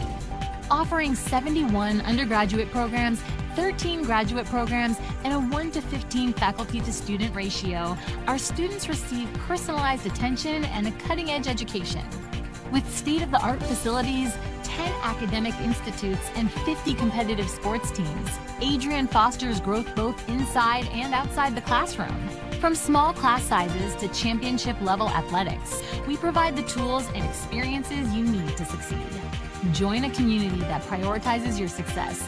Start your journey with us, where your potential is realized. Discover Adrian College. Adrian College is shaping the future of higher education and leading the way in innovation and excellence.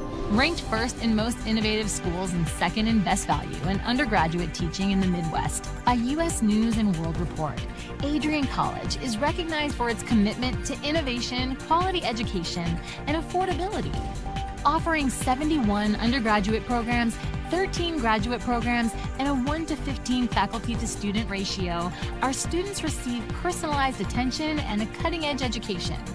With state-of-the-art facilities, 10 academic institutes, and 50 competitive sports teams, Adrian fosters growth both inside and outside the classroom. From small class sizes to championship-level athletics, we provide the tools and experiences you need to succeed. Join a community that prioritizes your success. Start your journey with us, where your potential is realized. Discover Adrian College.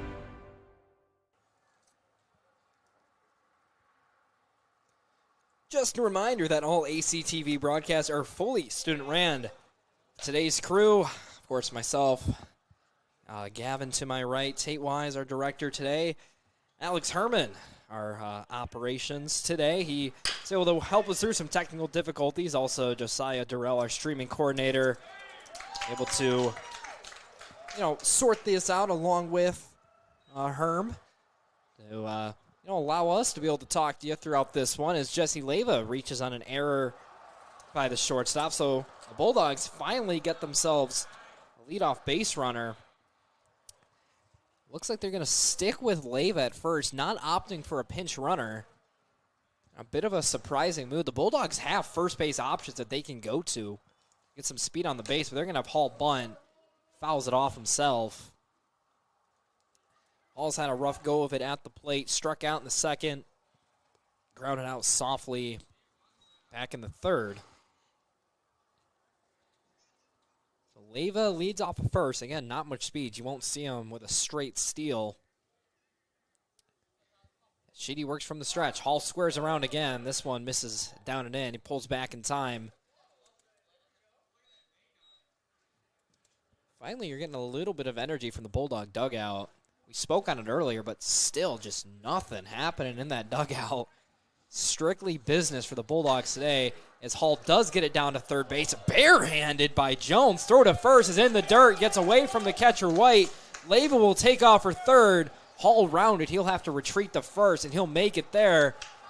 So it's a successful sack bunt for Hall. It'll go as a hit, and the Bulldogs have him on the corners with nobody out. Yeah, that was a great bunt. A little bit of a mishap over at first base for Purdue, but for Adrian, that worked out just perfectly. It was almost an incredible play by Jones. It took a funky hop. It had a lot of side spin on it, so it hit the turf and then shot about a foot to the side as Hall will take second on a delayed steal. So double play is not in order here as Harris climbs in. It was almost an incredible play. He reacted to it with the backhand. Just a perfect play. Didn't quite have a that nice grip, throw it over to first, so he did spike it. White had the opportunity to dig it out, but couldn't do so, and as it trickled away, that allowed the base runners to advance. But it's Harris in an 0-2 hole here. He'll take a breaking ball that misses outside. So Purdue's drawn the infield in. Everyone with toes on the infield grass. Looking to cut down Leyva at the plate. 1-2, wave and a miss. There's a front door breaking ball from Sheedy. Harris was out in front of it. Couldn't connect. That is a huge out number one. That'll bring up Carson Boyke now. Boyke walked in the second, struck out in the fourth. He had to put a ball in play today. Boyke, guy with good bat-to-ball skills. All he's got to do is put something on the ground or in the air. Bulldogs get themselves an insurance run. This one's tapped along the left side. Jones have it. He'll come home. The tag on Leyva is in time. Nicely done by Nolan Jones over at third. Well, Boyke did his job. He hit something on the ground. They hit it to the wrong guy, and with the wrong guy running home. So they're still going to be on the corners, but now with two away, the third baseman, Luke Marley, 0 for 2 today, looking for his first knock. It would be a big one.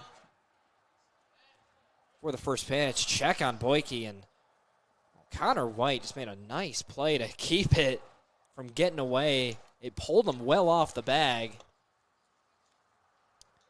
So Hall, the runner at third, Boyke at first. A lot of speed from Hall. If anything trickles away from the catcher, Clem, you'll see Hall score.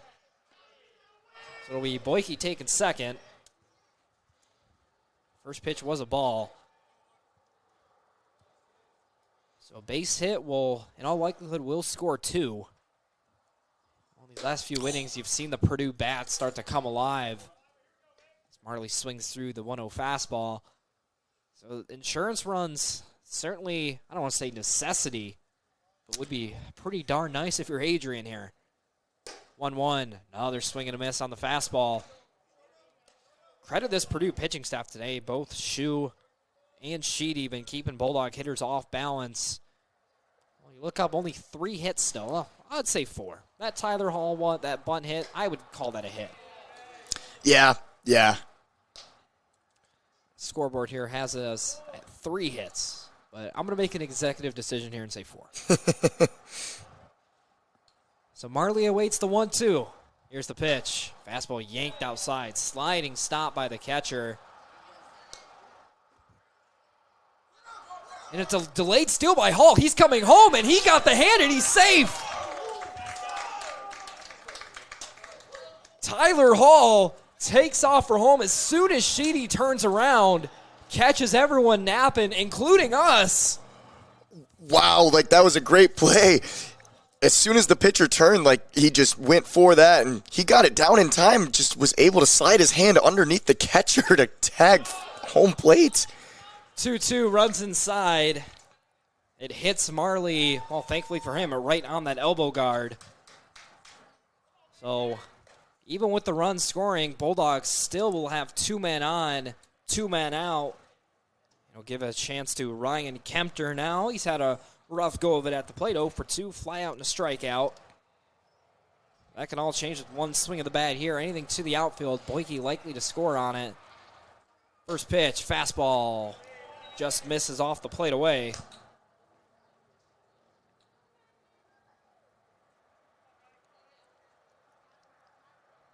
So Kempter climbs back in.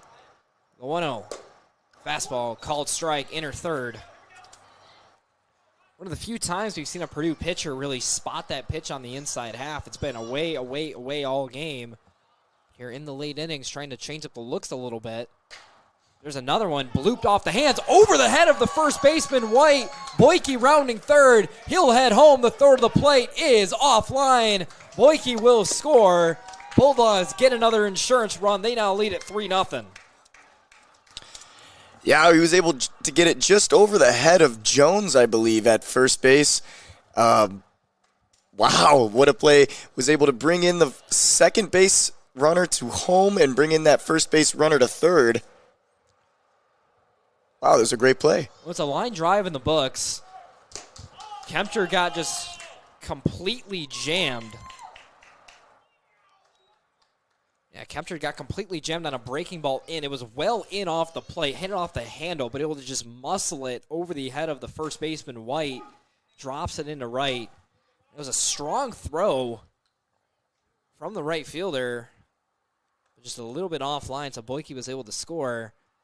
The Bulldogs are still in business here with second and third. However, Hudick down on the count, 1 ball, 2 strikes. You got to think if the Bulldogs are able to just get one more run here, it almost puts the game on ice. Because they will be turning it over to the bullpen. In all likelihood, it'll be Cam Wakefield. We saw him loosening last inning. Haven't seen anyone take the trip out to the bullpen since. So it'll probably be Cam Wakefield coming on in potentially a safe situation as Hudick takes the 2-2 breaking ball away. So the count runs full. Shall Hudick reach? It'll be Meister waiting on deck. For now, Sheedy from the stretch. Fastball misses up and away. Hudick will take the walk. He's on base for the second time today, and that'll load him up for the second baseman, Carson Meister.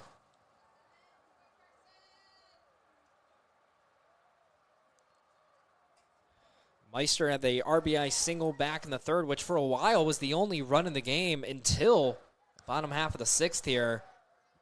So Meister's had his fingerprints all over this one. He'll take a first pitch breaking ball that clips the bottom of the knees for strike one. So now Sheedy comes set working very quickly on the mound. 0-1, fastball called strike, outer third. So as quickly as Sheedy works, he just as quickly gets himself in an 0-2 count, looking for the K. Fastball misses up. You know, even with the offense the Bulldogs are putting up here in the sixth inning, that dugout was still just dead. Yeah, I figured they'd get a little more electric after these last couple plays here, but they've just continued to stay quiet. I'm hearing more energy coming from the fans sitting above them. Yeah. The guys sitting in the dugout right now. Not something you typically see from this team. They're normally pretty energetic. But I guess, about as much of a morning game as you're going to see from them as Meister lives at the right field. It'll be caught, and that'll do it for the sixth inning. But in the inning, the Bulldogs put up a pair of insurance runs. They now lead it 3-0. We'll see Cam Wakefield trying to close things out for the Dogs. Top of the seventh, right after this on Adrian. Adrian College is a pinpoint like no other. With our 77 undergraduate degrees, 47 majors, and 21 broad fields of study, Adrian has a one-of-a-kind, hands-on learning experience for everyone. Do you want to visit the campus of Adrian College in person? Visit adrian.edu/campus-visit. Again, that's adrian.edu/campus-visit. Come take in the beautiful facilities at Adrian College for yourself. Adrian College is a pinpoint like no other. With our 77 undergraduate degrees, 47 majors, and 21 broad fields of study, Adrian has a one-of-a-kind, hands-on learning experience for everyone. Do you want to visit the campus of Adrian College in person? Visit adrian.edu/campus-visit. Again, that's adrian.edu/campus-visit. Come take in the beautiful facilities at Adrian College for yourself. Adrian College is a pinpoint like no other. With our 77 undergraduate degrees, 47 majors, and 21 broad fields of study, Adrian has a one-of-a-kind, hands-on learning experience for everyone. Do you want to visit the campus of Adrian College in person? Visit adrian.edu/campus-visit. Again, that's adrian.edu/ Cam Wakefield is on to close this thing out. It is a save situation. Bulldogs lead at 3-0, looking to take game one of this doubleheader. It'll be 9-1-2 due up for Purdue. That's Sheedy, Hughes, and Jones. Wakefield draws the closer assignment today, paints a breaking ball in the outside corner, and is quickly ahead 0-2. Wakefield, the guy, 3-pitch mix, fastball, slider, changeup. If he's got all three going, good luck if you're a Boilermaker right now. So he misses with the fastball up. Count runs, 1-2 strikes. Be big for his confidence to retire Sheedy, especially with a K, would be nice for him. Sheedy thought about it, kept the bet on his shoulder. He saw that pitch, and then once it got 30 feet down the line, he went, nope, all right, we can't. That was a slider that started on the corner. So he yanks the fastball away. But those sliders that start on the corner and finish away are sometimes less effective than the ones that start middle and end either on the corner or just away. As a hitter, if you see spin on the outside corner, you're just going to lay off. Oh, yeah. And that's what you saw right there from Sheedy. Full count offering. Half-hearted attempt. Yes, he did. Oh, my. Apparently he didn't. Interesting call. They're going to say Sheedy didn't go around. So he'll take the jog down to first on a walk. Man, I could have sworn he went around. I could have sworn as well. So that'll turn the lineup over. It'll be Nate Hughes. Will foul the first one away. Hughes so far on this one, 1 for 3, singled back in the fifth. And that was that fifth inning. And really, if you look at a lot of the innings in this one, Purdue has had runners on every inning except for the second. They've had a runner in scoring position in every inning besides, the second and the fourth. So credit Michael Hale for having a good but not great start, but actually turn into a great start. Because anytime you can go 6 shutout innings, I'd say that's a great start. Oh, yeah. Now, the stuff didn't look fantastic. He, never worked from ahead all that often. He was behind in some counts, but he made big pitches when they mattered, used his defense to his advantage, and navigated through this lineup. So Wakefield's ahead, 1-2. Here's the pitch. Fastball yanked outside once again. Harris has to slide over to make the grab. That'll push to 2-2. If you're Wakefield, you just got to attack these hitters. You got a 3-run lead against a lineup that doesn't have an extra base hit today. That one misses away. Wakefield in danger of walking the first 2 men he faces. And you really just don't want to let the tying run get up to the plate here. Even in a 3-run game, you don't want one swing of the bat to be the difference. But that one catches the inside corner, catches Hughes looking. That is a big out number 1 for Cam Wakefield. Yeah, you really needed to strike him out, though, or at least try to get the double play. But I think the strikeout was the move. Keep him at first. As Bulldog team did turn a double play last inning in the 6th. It was a 1-2-3 double play, which is always fun to see, fun to write down. They also, I guess, technically had a double play in the 4th. It was an 8-3 double play when the runner Connor White forgot the amount of outs. So Bulldogs with 2 double plays today. A third here would end it. But it's Wakefield who's behind. 2 balls, no strikes. He works from the stretch, first base side of the rubber. 2-0. Breaking ball, called strike. Sharp breaking ball there. Started at the eyes of the hitter, Jones. Ended up at the bottom of the letters. Quickly back to work, the 2-1. Fastball misses up. So the third straight 3-ball count for Wakefield. No one's put a ball in play against him yet. 3-1. Changeup, called strike. Seems to me right now he's got more confidence in the off-speed pitches than his fastball right now. Not something you often see, but if it's the only thing he can throw for strikes, he might as well just keep throwing it. That's exactly what he does. Foul tip off the glove of Harris. Almost got the strikeout, but Jones got just enough of it to deflect it instead of in the glove of Harris, just off the glove. So he stays alive. We'll do the 3-2 once more. Wakefield comes set. The pitch. Swinging a chopper up the middle. Meister fields it on the short hop, bobbles it, may still have a play, but no, he does, and he'll have to swallow it. Now, once again, I'm going to give the benefit to the Bulldogs. I'm going to rule that as a hit. Even if Meister fields that cleanly, that's a really tough play. He had to charge hard off the chopper on the turf here at the Nick, fielded on the short hop.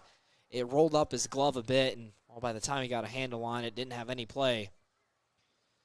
So that'll bring the tying run up to the plate. It'll be Colin Shue, starting pitcher in this one with a dominant 4 innings of work. He climbs in here representing the tying run, looking to provide the offense for Purdue. The 1-0 popped up, foul ground, first base side. It's going to hang in the air for Leyva. He'll put it in his back pocket for out number 2. Just like that, Purdue down to their last out. It'll be the first baseman, Connor White. White comes into this plate appearance 1 for 3 on the day. Ground out, single, and a fly out. Cam Wakefield needs 1 more out to complete the save and let the Bulldogs take game 1. Bulldog outfield transitions into no doubles, and so do the corner infielders. First pitch slider misses just off the outside edge.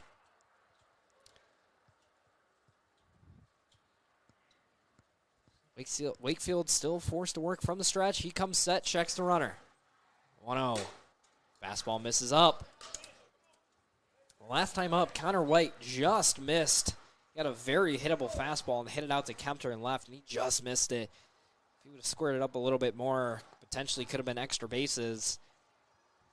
As we have not had an extra base hit in this game. I have on my tally 12 total hits between the two teams, all of them singles. The closest we got was Isaac Jermu trying to stretch one into a double in the first inning, but was thrown out at second. Other than that, nothing but singles. White swings through that one. Count moves to 2 balls, 2 strikes. Wakefield 1 strike away from completing this one. Gets the sign he wants and comes set. Takes a breath. Now the pitch. A ground ball set on the ground to short. Jermu fields. He'll go the short way to Meister, and that will do it. The Bulldogs take game 1 of this doubleheader against the Boilermakers by a score of 3-0 behind the back of an excellent pitching performance from Michael Hale. He goes 6 innings, no runs, 7 hits, 5 strikeouts, and 3 walks before they hand it over to Cameron Wakefield, who gets the save. 1 inning, no runs, no hits, 1 walk, 1 strikeout. And looking at the Bulldog lineup, no one with multiple hits in this one. Hudick scored a run, Hall scored a run, and Boyke scored a run. Really a total team effort in this one on the back of just great pitching, great defense for Adrian. But in game 2, they're going to have to get those bats going. So we're going to step aside for probably around 15 to 20 minutes as we get set for game 2. We'll have some new people in the booth here. Gavin, I know you'll be along for game 2. I'll be here again. Well, we appreciate you for sticking around through this one. Bulldogs get the win. We'll see you in game 2. Coming up next on Adrian College TV.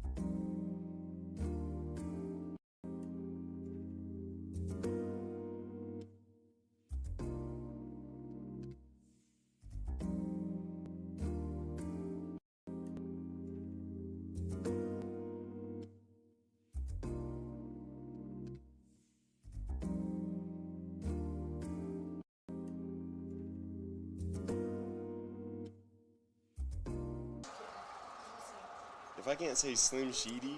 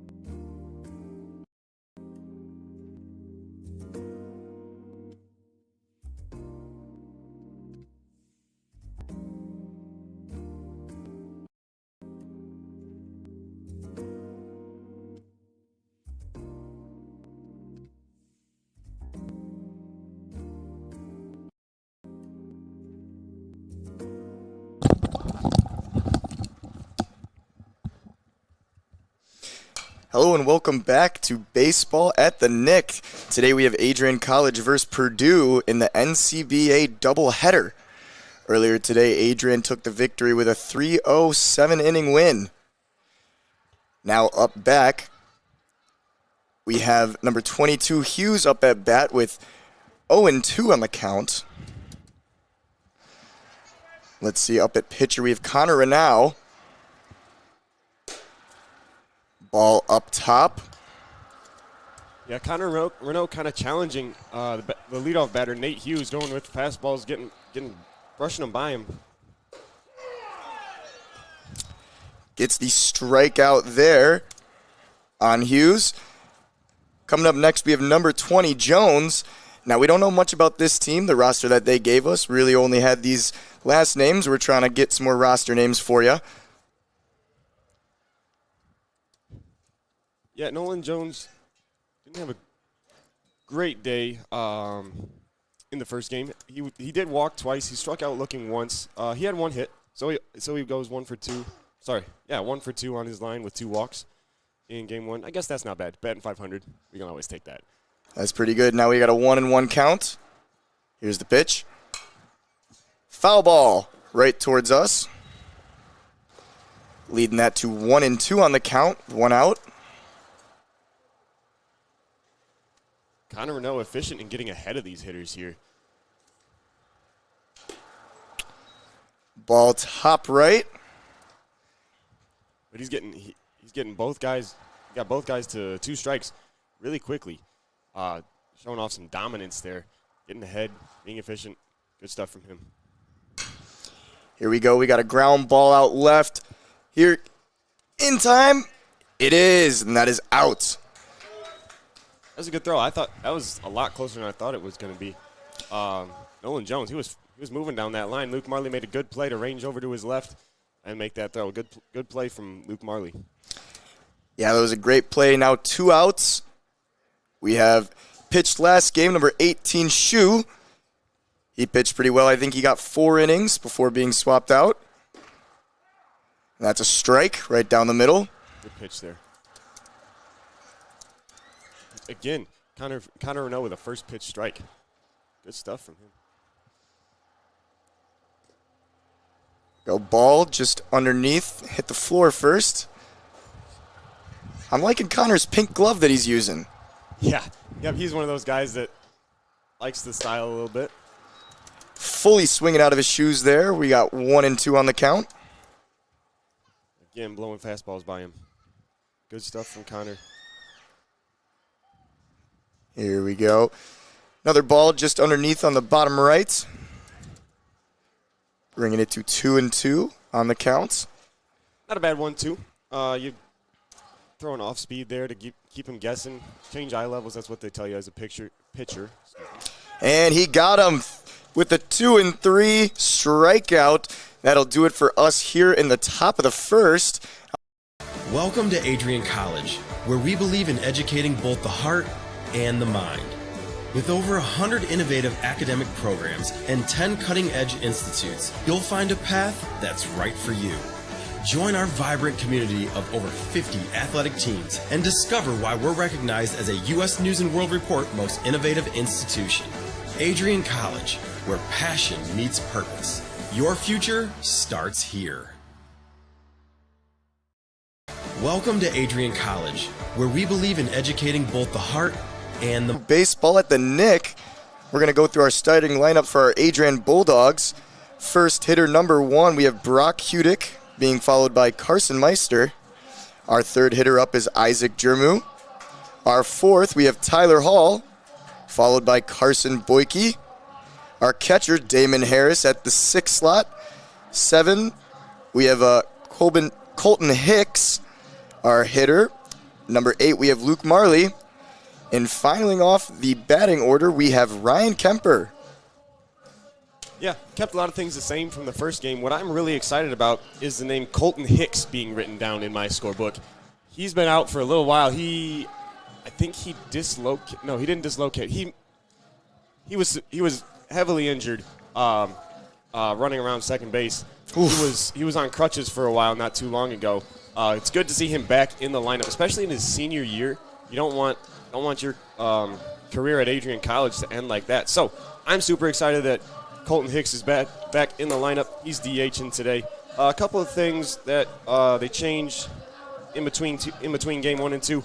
Jesse Leyva not in the lineup today. Or, excuse me, not today. He was here earlier today. But in the second game, he's not playing. And other than that, it is almost exactly the same. Tyler Hall moves up to the 4th into the cleanup position, and Carson Boyke moves up from 7th to 5th. We'll see how this stacks up. Bulldogs offense needs to get going a little bit. They were a little slow, a little dead in the first game. It worked out okay. It did. With a 3-0 victory, it ended up being pretty good for the Bulldogs, just a little bit slow.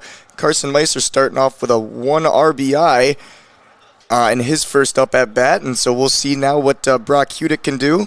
He had 4 at bats in the last game. He started off with a ground out at first, had a 1 base hit, a strikeout, and a walk, and he'll just be hit. It looks like in the top right shoulder, hit by pitch. That does not feel good. No, it's not a real.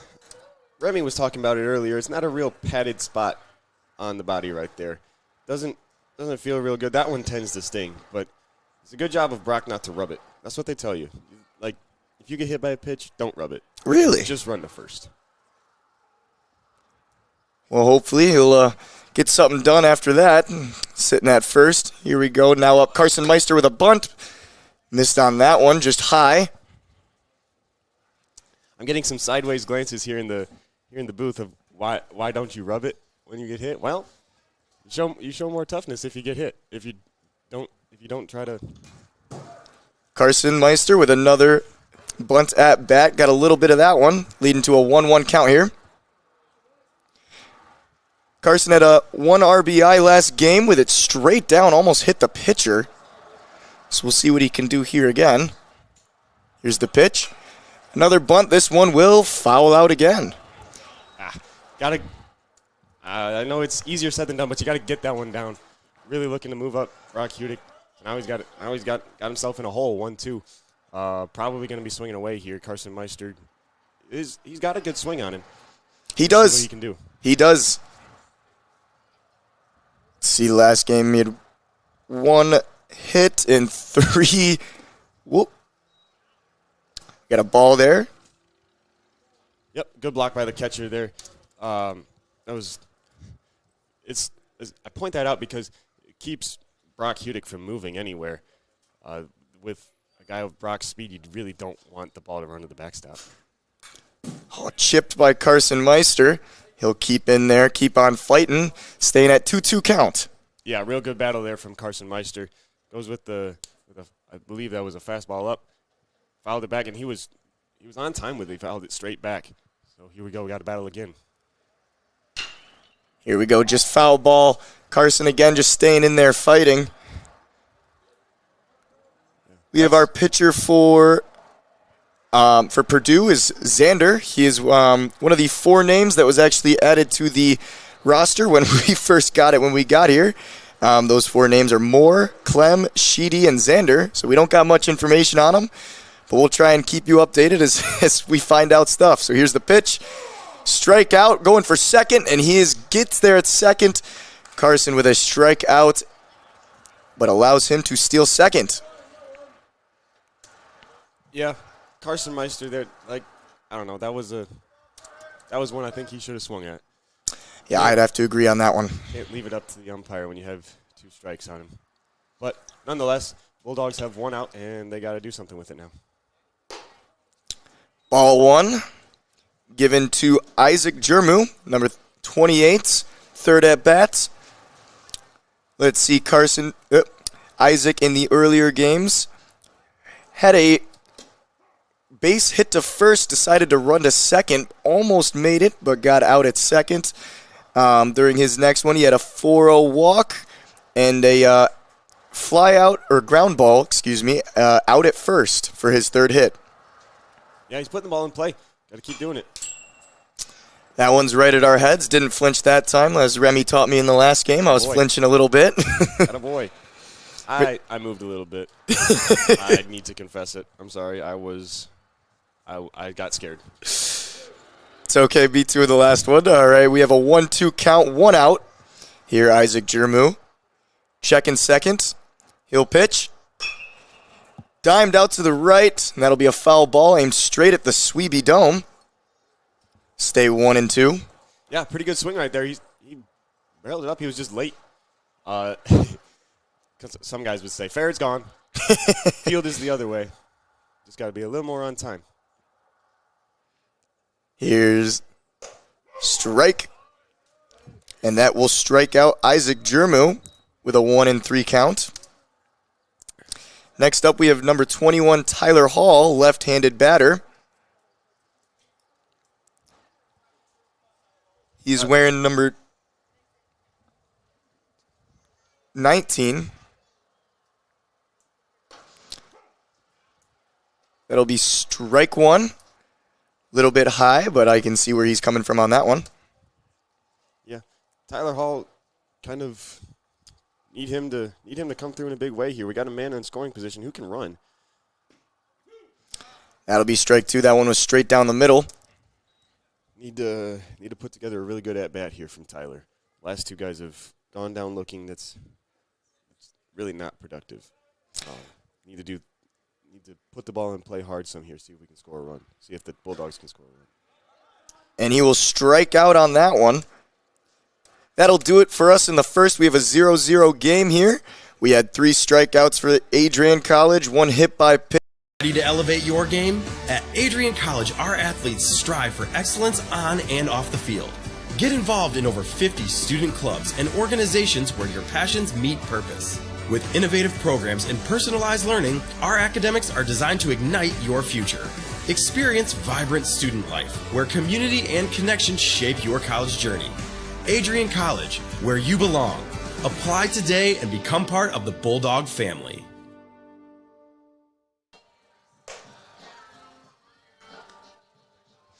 Hello and welcome back to Adrian College, home of the Bulldogs. We're back in the top of the second. We have a 0-0 game for our doubleheader versus Adrian College and Peru in NCBA baseball. Game 1 ended with a 3-0 win for the Bulldogs, fighting for their chance to play in the conference title. They need to win out from here. A little bit of the help from the other teams, some wins and losses throughout the conference. But yeah, if we're looking at these here, the Bulldogs really need a win in this second game. Yeah, the Bulldogs they're in need of a lot of help. They can't do it themselves, but it is certainly going to help a whole lot more if you just think of it now as, all right, it is go time. The Bulldogs have to win now. Purdue sort of in the same situation. They're a little further out. Again, as a player, you have to think win now no matter what. Exactly, and now up we have number 27, White, for Purdue. And here's the pitch. Strike 1. White earlier had 1 base hit. The other 3 were outs at first or flyouts. Yeah, but he's putting good swings on the ball. He's making good contact, and that's the pain of baseball. 0-2. Here's shot to the shortstop. Is he there in time? Oh, and he drops it at first. Carson Boyke with a little bit of an error there at first. Yeah, it's a tough throw, but on the other end, Carson Boyke, as a first baseman, it's your job is to pick the ball up. It's not easy to do by any stretch, but didn't make that happen, and now we got the lead on have the leadoff man off. Excuse me, the Boilermakers have the leadoff man on base. Yes, they do. Now up, we have number 6, Wesgren. Apologies if that's not how you pronounce it, but we do not have a pronunciation sheet. Here's the pitch, far out right field, drops short.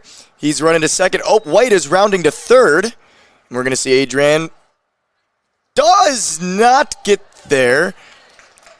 We'll have Wesgren. He'll run to second. So we have a Wesgren on second. We have White on third. What a great hit to right field. That was a really good swing. He did exactly what you're taught to do as a hitter, is take the ball the other way. You have to keep your weight back, and it sounds silly, but aim for right field and good things will happen. I kind of think Tyler Hall in right field should have thrown to second, because now the Boilermakers have men in scoring position, whereas if the ball had been thrown to second base, the runners would have been split. Would have stayed on first and third instead of both men in scoring position. There we have another strike. It is a 1-1 count for number 8, Moore, on Purdue. This is one of those players that we don't know much about. So we'll see what he does here. Swing, fly ball to the left. Looks like Jermu's going to... Oh, no, it drops. Wow, a little bit of a miscommunication there between the left fielder and the shortstop, allowing Moore to get to first. Bases are now loaded, and we have Clem up to bat. Yeah, Moore's going to get his first hit of the game. Really not quite played how the Bulldogs wanted that one. Need a little more communication to somebody call that ball out.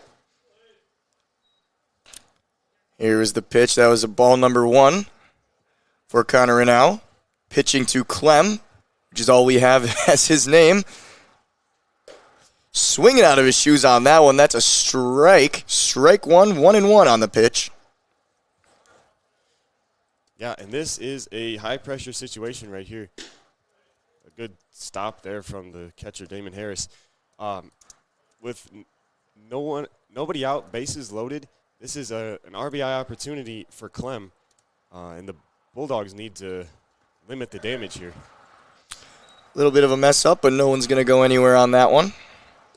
Yeah, that was a good job by Damon Harris to get his body in front of it and at least keep the ball from going way away from him. Yeah, if that would have gotten away, who knows? Someone could have ran in. It'd be 1-0. All right, 3 balls, 1 strike, 0 outs. Here's the pitch. And he walks him, bringing White home, and it is a 1-0. Yeah, that stings a little bit, especially since Connor Renow, essentially, it was a free base to Clem, didn't make him actually put the ball in play. Here we go. Now we have Sheedy, another name that's all we have. Not sure if that one's a nickname or not. Sheedy had a little bit of pitching done last game. He did pretty well. We'll see now what he can do with bases loaded. He bunts it. Foul ball to right. That'll bring us to 1 strike on the call. 2 strikes. Got 2 strikes. Yeah, he fouled off a couple bunts. That's always the coaches get on you for that, for not getting a bunt down. And then as a hitter, you're thinking, well, I didn't try to foul it off. 1-2 on the counts. But nonetheless, it has to get down. Either way, it's a tricky thing to do, which is what makes it exciting. It is. Here's the pitch, swing and a miss. That'll be strike 3 for Sheedy. That'll be first out. That is Connor Renown's 3rd strikeout of the game. Doing pretty well out there. A little bit of a situation he's got himself in now. Well, let's see if he can work his way out of it. Ball missed, running home. And there will be little mishap between Renaud and Harris, but allows 1 run in. Everyone moves 1 base. We have guys at 2nd and 3rd. Now up, number 24, we have Xander. Again, not sure if this is first, last, or nickname, but this is what we got, Xander. Yeah, again, tough pill to swallow there. Runner scores without having to do a whole lot in that situation, since ball rolled to the backstop and it's almost a free lane at the base. There's a pitch just high, 3-0 on the count. With 1 out. Renaud will step off the plate and get ready. Coach is calling time. They're going to go talk with Renaud up at the mound. See if they had some words to exchange. Yeah, got to settle him down right here, especially in this situation. Oh, they're going to bring in Cameron Wakefield. That's what it looks like. Discussing possibly a pitching change, and there will be. We have number 9, Cameron Wakefield. Cameron Wakefield. Yeah, he came in, I believe he came in to close game 1. Rough outing for Connor Renaud. Not how he wanted to do that one. Now, it's a little bit unfortunate, especially after last game. I believe Renaud came in as a runner to switch with Harris at one point. Yes, he was a courtesy runner. Courtesy runner, yep. That was the word I was looking for. But, yeah, he swapped out, did a little bit of running, and now he was supposed to be out pitching. A little bit of a rough start in the first 2, and he'll get swapped out, but not terrible with 3 strikeouts. We have Wakefield warming up here. Try to get this top of the 2nd closed off. Yeah, Wakefield is a solid arm. Out of the bullpen especially, when he's got all of his stuff working, I think we mentioned it on the broadcast for game 1, but when he's got all of his stuff working, he can be a dangerous pitcher. Yeah, how many pitches did you guys say that he had in the last game? Oh, that's a good question. I'm not 100% sure, but he was efficient. Yeah, he was doing really well at the end. The pitching all around last game was phenomenal. There was a lot of pitching. While there was a lot of base hits, they didn't really do much with it. I felt like every inning, everyone was at least getting one, but they didn't go very far with them. So here we are, back up, 3-0 count. Wakefield now joining in on the pitch. Here we are in his first pitch. Ball walk out to first. And that was Xander. Again, that was walked. 4-0 on his count. Moving back up to the top of the lineup, we have number 22, Hughes. He's coming up, starting off. He struck out in the first inning of this game. Yep, struck out looking. Again, fell behind quickly to Connor Renaud. Let's see if Cameron Wakefield will learn anything from that at-bat. Because there are things you can notice about a hitter's swing, about what he's seeing well, what he's going to hit well. And you can learn from watching hitters hit. Yeah, that was a foul ball straight behind us to the parking lot. 1-1 on the count, 1 out. Bases are loaded. See if he can run in. Another foul ball, bringing it 1-2 on the count. 1-1 is the situation where you really want to win it, whether you're the pitcher or the hitter, because it's kind of the tipping point. After that, someone has the upper hand. In this case, it is Cameron Wakefield. Fly ball. Looks like it will stay in for Harris. with a catch behind the plate. What a way to get that out. Now we're moving into number 20. We have Jones. 2 outs. Bases are loaded. As a hitter, with 2 strikes, it is a win to put the ball in play, but that's not exactly how you would ideally want to do that. Still kind of stings to walk away from that at bat going, man, I fouled it off and got out. That's not how I wanted to do that. But nonetheless, you shake it off and got to win the next play. Yes, you do. Here we go. Connor Wakefield with the pitch. Strike. Looked like he got that bottom right corner from our side, bottom left on his. Yeah, a good pitch. They would say he painted it. I would agree with that statement. 1-1. Here's the count. Oh, hit low down to left field. Stopped. Oh, he'll be running from third to home. Oh, and a little bit of an error there. Allows 2 runners to come home, making it 4-0. Purdue, a little bit of a switch up from last game. Leaving runners on first and second. The second and third runners came home on that one. 2 RBIs for Jones on that. Yeah, really good swing. Finds the 5-6 hole over there, and a really good situational hitting. It may not be as flashy as a home run, but it is just as good. It does the job and it helps the team win. It's really good stuff. Good piece of hitting from him. Oh yeah, they've actually had 4 more runs in this one than they did in the last game. So they're already up to a better start on their hitting. Another hit back, far back left. See if he can get there. He does not. It is back at the wall. He's going to try to bring it in. 1 runner, 2 runs in.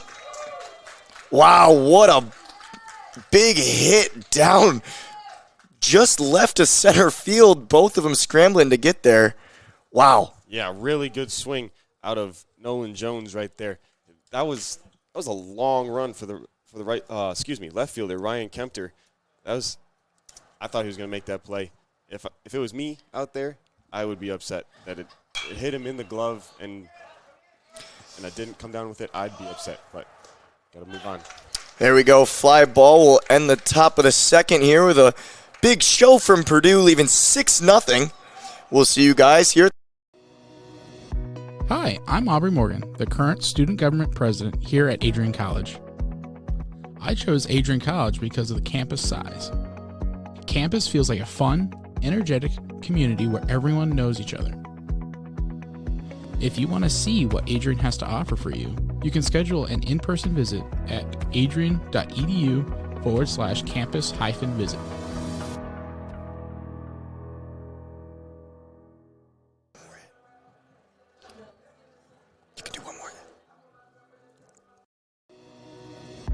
Hi, I'm Aubrey Morgan, the current student government president here at Adrian College. I chose Adrian College because of the campus size. Campus feels like a fun, energetic community where everyone knows each other. If you want to see what Adrian has to offer for you, you can schedule an in-person visit at adrian.edu/campus-visit.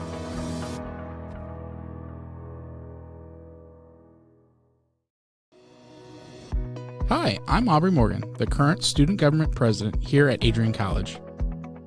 I chose Adrian College because of the campus size. Campus feels like a fun, energetic community where everyone knows each other. If you want to see what Adrian has to offer for you, you can schedule an in-person visit at adrian.edu/campus-visit.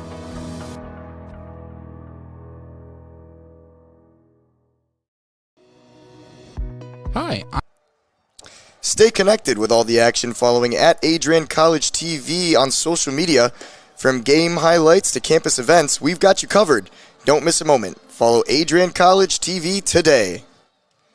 Back here at the Nick, Purdue versus Adrian College. Purdue with a very strong top of the second, 6-0. We have pitcher number 24, Xander, back out for Purdue. Looks like we will have Carson Boyke, number 16, up first at bat for Adrian. He had a really pretty good game last game in the doubleheader with Adrian winning 3-0. Yeah, he He had a walk, a strikeout, and reached on a fielder's choice, it looks like. Bit of a, if it was me, I'd be a little bit frustrated looking for my first, assuming I'm reading Remy's book right, looking for my first hit here. But the Bulldogs offense really needs to get going here. Here we go. We have a ground ball out to right, and that'll be pretty quickly shut down before he reaches to first. Just to finish my thought, in the first inning, the Bulldogs, all three outs came by way of the strikeout. They had a man in scoring position, and they left him there. It's not how you win baseball games. No, it is not. But now next up, we have Damon Harris with his strike one on the count. Strike two. Little drop there at the end. He was not looking at that. Damon is also our catcher, and he's been doing a phenomenal job stopping extra plays from happening. Yep. Harris needs to sit back and drive the off speed. It's easier said than done, but if as a hitter you can keep your weight on your back leg and track a breaking ball all the way in, you have a way better shot of actually putting a barrel to it. Oh, there was a good hit by Harris right there. Foul ball, though, so he'll be back up with a 1-2 count. That was a little more of what I was talking about. He hit it. He waited back on it and sent it to the opposite field. Foul, but it shows that he is working to kind of aim the right way. That'll be strike three on Harris. Yeah, had him off balance there. Tough one. Harris needs to gotta go shake that one off because he's going to have to catch pretty soon. Yes, he will. Up next, we have Colton Hicks. You were talking about Colton a little bit earlier. Strike one. Yeah, Colton Hicks. Weird non-contact injury around second base. I forget what exactly it was, but he was hobbling and he was not walking correctly for a long time. It's good to see him back in the lineup. It's great to see him back. However, that is an 0-3 strikeout for Colton Hicks. Looking to improve throughout the day as he is just freshly back with us. That will do it for the bottom of the second.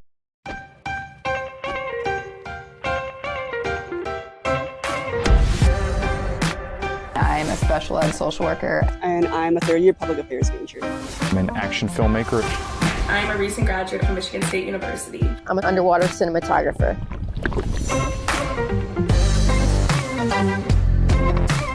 So I didn't really decide I wanted to become a pilot till after college. Jevy is like a consolidated platform where I could have focused information in a couple swipes. Involve yourself as many opportunities that you can. The number one most important thing is knowing your own weaknesses. Proper planning. Breakfast. It's always something different, something new. The fact that you can be another small voice that adds to a beautiful space. That's what I'm here for.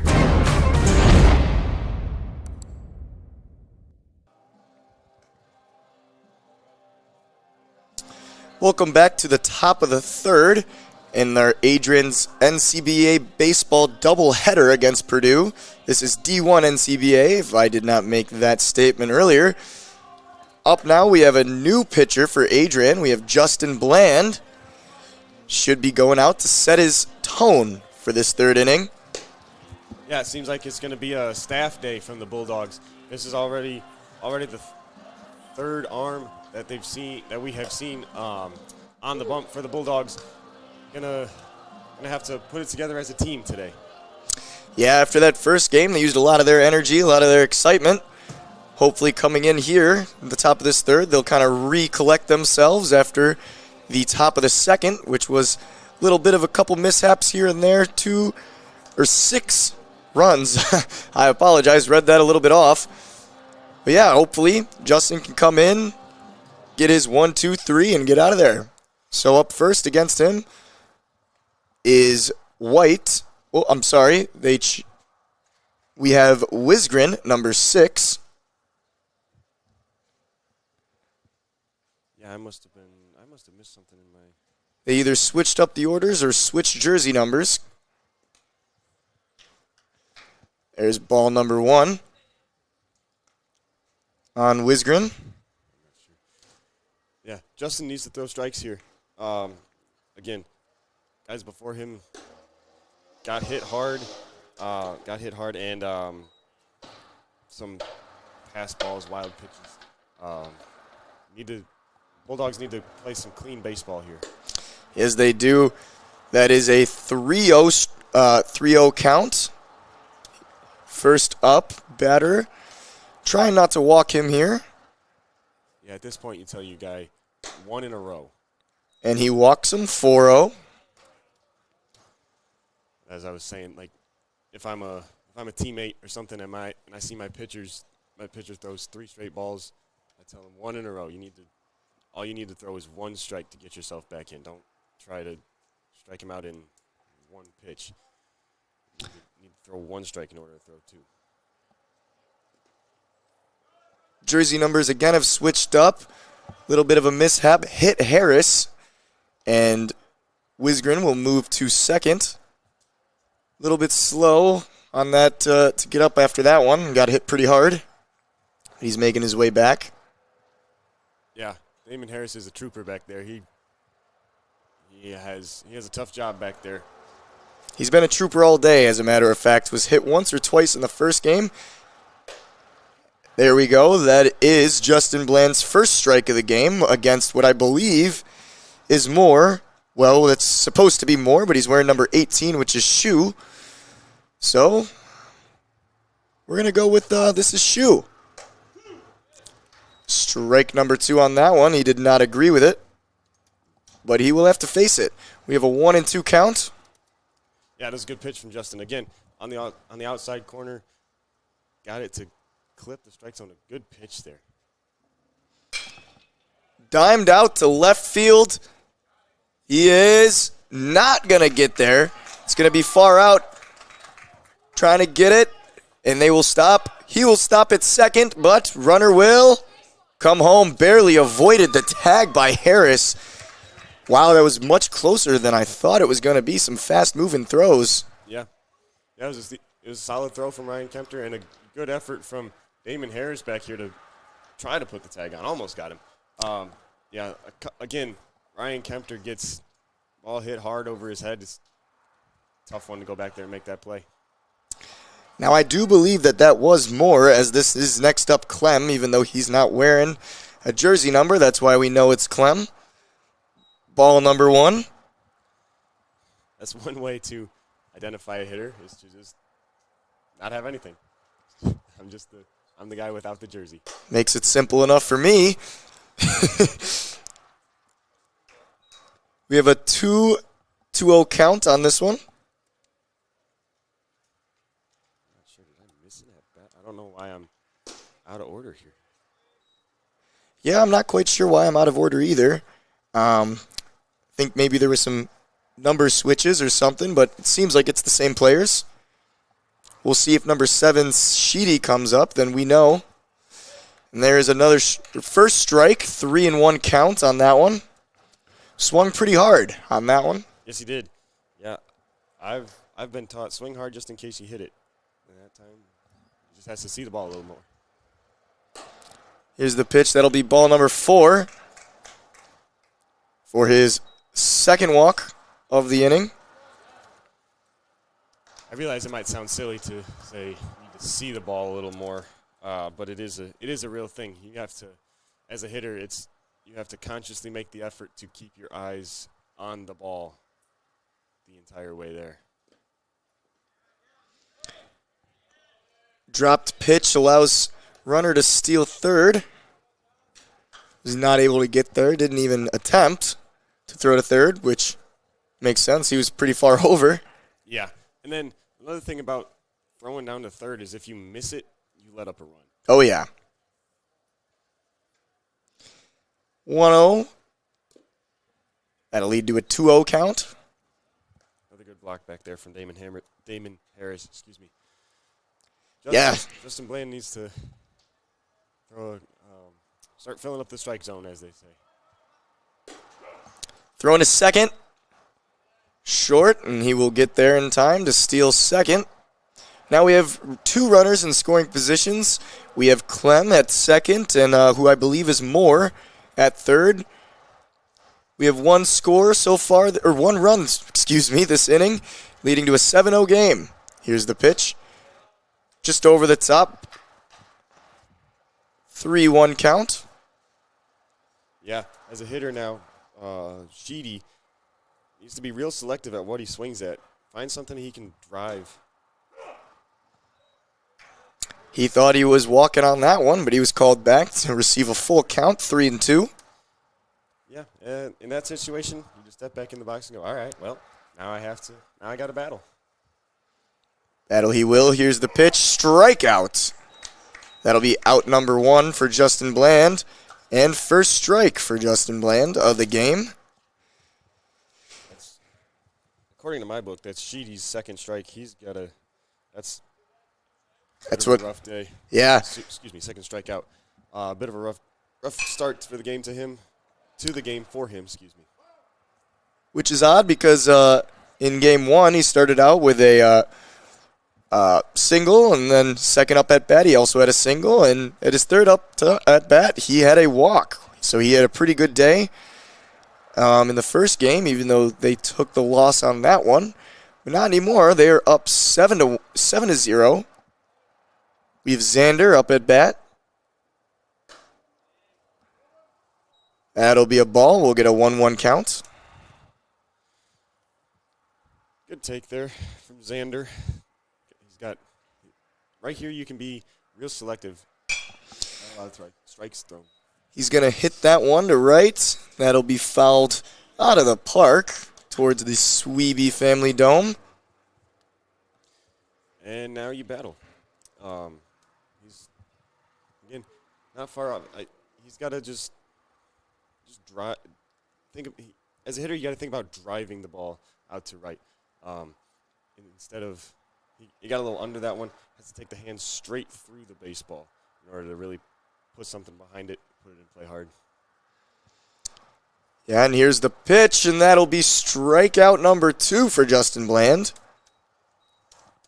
leading to 2 outs of the inning. We have runners on second and third in scoring position, and now we are back up to the top of the order with Hughes. He had 1 strikeout, 1 fly. We'll see what he can do.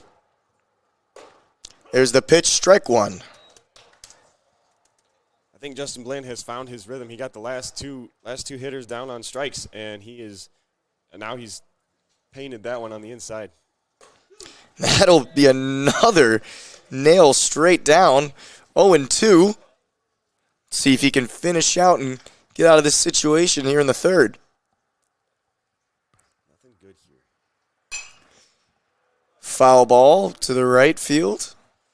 With an 0-2 count, you cannot leave anything over the heart of the plate to the hitter.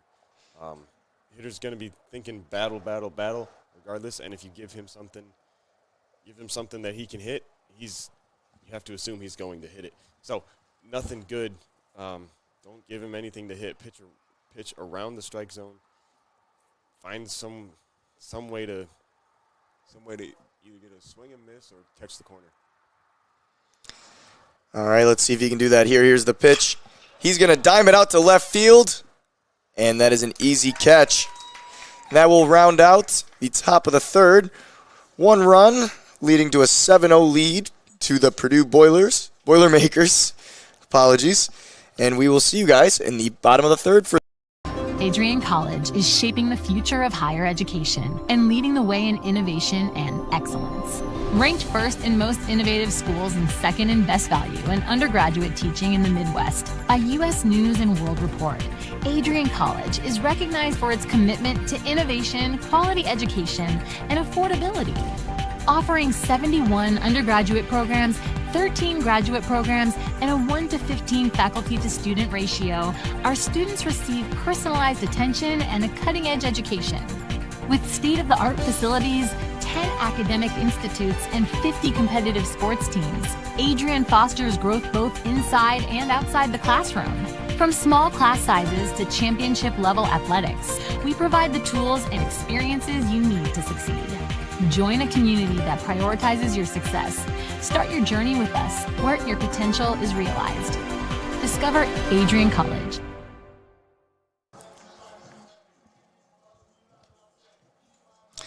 Ready to explore your Adrian future? Scholarship Day lets admitted students tour campus, meet faculty, and earn a renewable scholarship. Register now at adrian.edu/admission/visit-campus/scholarship day. Scholarship Day is a lot of fun. Come on out, meet your future Bulldogs, meet your professors. Yeah, always a good time. Plus, there are scholarships involved. Yeah, I still have that scholarship today, so it's definitely worth it. Go out there, get your scholarship. Here we go, bottom of the third. Adrian really needs to strike back here. I've seen him do it before. Come back from an 8-0 lead at one point. So we'll see if they can do that again today. They've won the first game 3-0. Here's the pitch up first with Luke Marley. Hits it out to left field. Fly ball. It is caught. So he will be out. That was... Go ahead. As a hitter, you can kind of live with that one. He hit that ball pretty hard. Just got a little bit under it, did Luke Marley, and the right fielder, I have it written down as Sheedy, made a nice running play there. That's the pain of baseball, is sometimes you do everything right and you still get out. There we go with Ryan Kempter with a fly ball out, and that it'll be caught. Another fly out. This pitcher's trying to make quick work of this Adrian. Batting. We'll see. We'll be back at the top of the order with Brock Hudick. Was hit by pitch in the first. He'll wait, and he'll get that 0-1 start. Yep, bit of a strategic take there from Brock Hudick. First two guys go down in one pitch. They tell you to take until you get a strike, because there is no sense in just going up there and getting yourself out in 3 pitches. Well, yeah. Getting the entire side out in 3 pitches. If you can make it take longer, then you're at least in the fight a little longer. So Brock Hudick with a good at-bat so far. There we go with a 2-1 count. Here's the pitch. And they're going to look at that one. Got him out. Or not out. Got the strike. Down with the umpire at first base. Called it. 2-2 count. Didn't like that. Or like that one. Here we go with the pitch. Ball leading to a full count here. Let's see if they can make some work of this one. Positive spin to the called half swing, check swing, is that you at least weren't out on that pitch. And that will be strike number 3. That'll be out number 3, and that'll do it for Bulldogs in the bottom of the third. We'll see you guys with Bulldog pitch.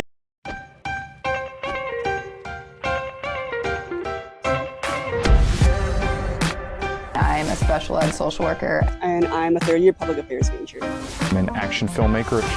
I'm a recent graduate from Michigan State University. I'm an underwater cinematographer.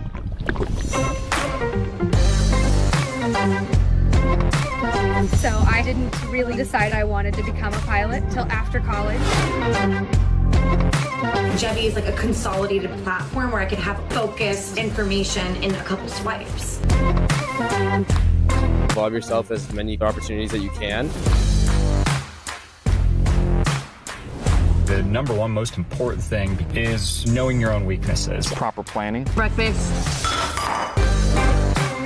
It's always something different, something new.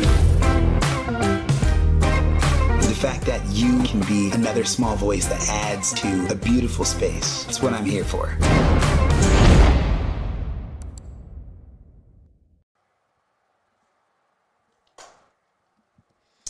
Welcome back to NCBA Baseball at the Nick. We have Adrian College with Purdue in a doubleheader. Right now it is 7-0 Purdue, top of the fourth. We have Justin Bland up at the mound. He left last inning with 2 strikes and a fly out to carry him down to the bottom of the third, where Adrian went fly out, strikeout on that one. A little bit unlucky, but some really good batters. So Justin Bland did his job in the last inning. He struggled a little bit to find his rhythm, but once he did, he did really well. He had 1 strikeout looking, 1 swinging, and then of course the fly out, which was, I should give credit where credit is due. That was a good swing out of Nate Hughes. Again, just hit it right to the guy.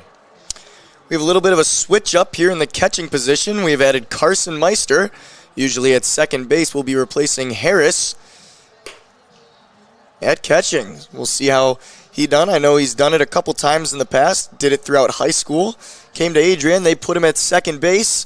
Harris got injured a couple games ago, and they decided to put Meister back in. Did a good enough job that he'll be back in today.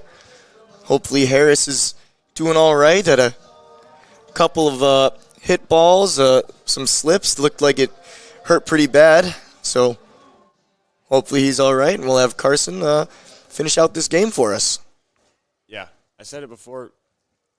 Well, first of all, any catcher you have to be a tough dude, because I mean you seriously have the ball thrown at you every pitch.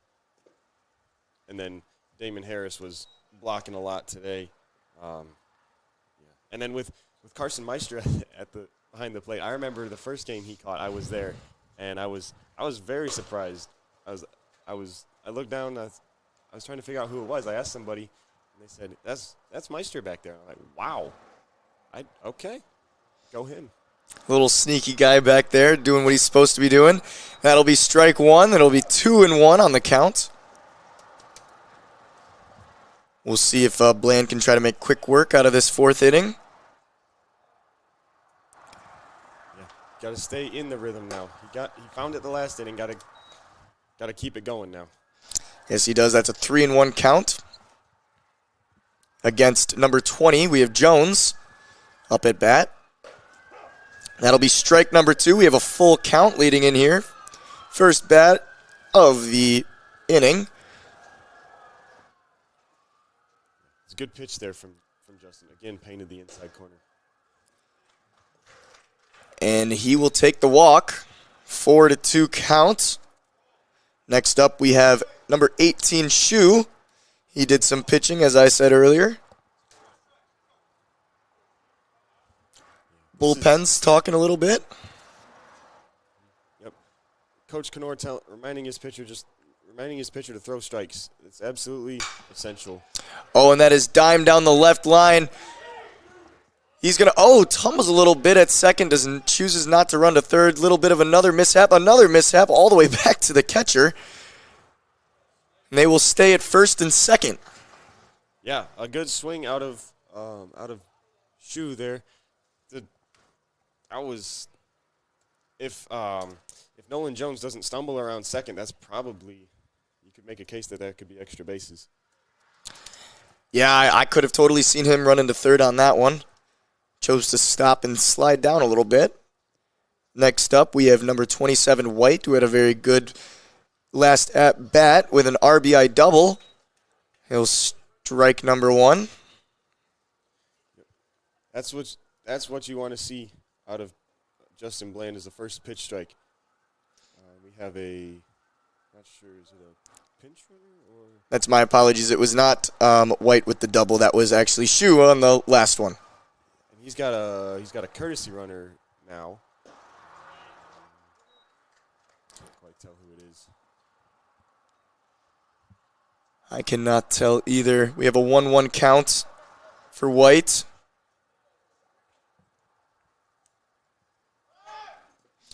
Strike into third. Safe at third. Yep, he got there just in time with a 1-2 count for White. bases are in scoring position at third and second. That was a good heads-up read by the courtesy runner. Again, I'm being told it's number 2. I apologize. I don't have him on my lineup right now. But Meister throws down to third, and he takes second. It is dropped on the right field. They will come home. Jones comes home, leaving. Well, we don't know this this runner. We do not have a number 2 on our lineups.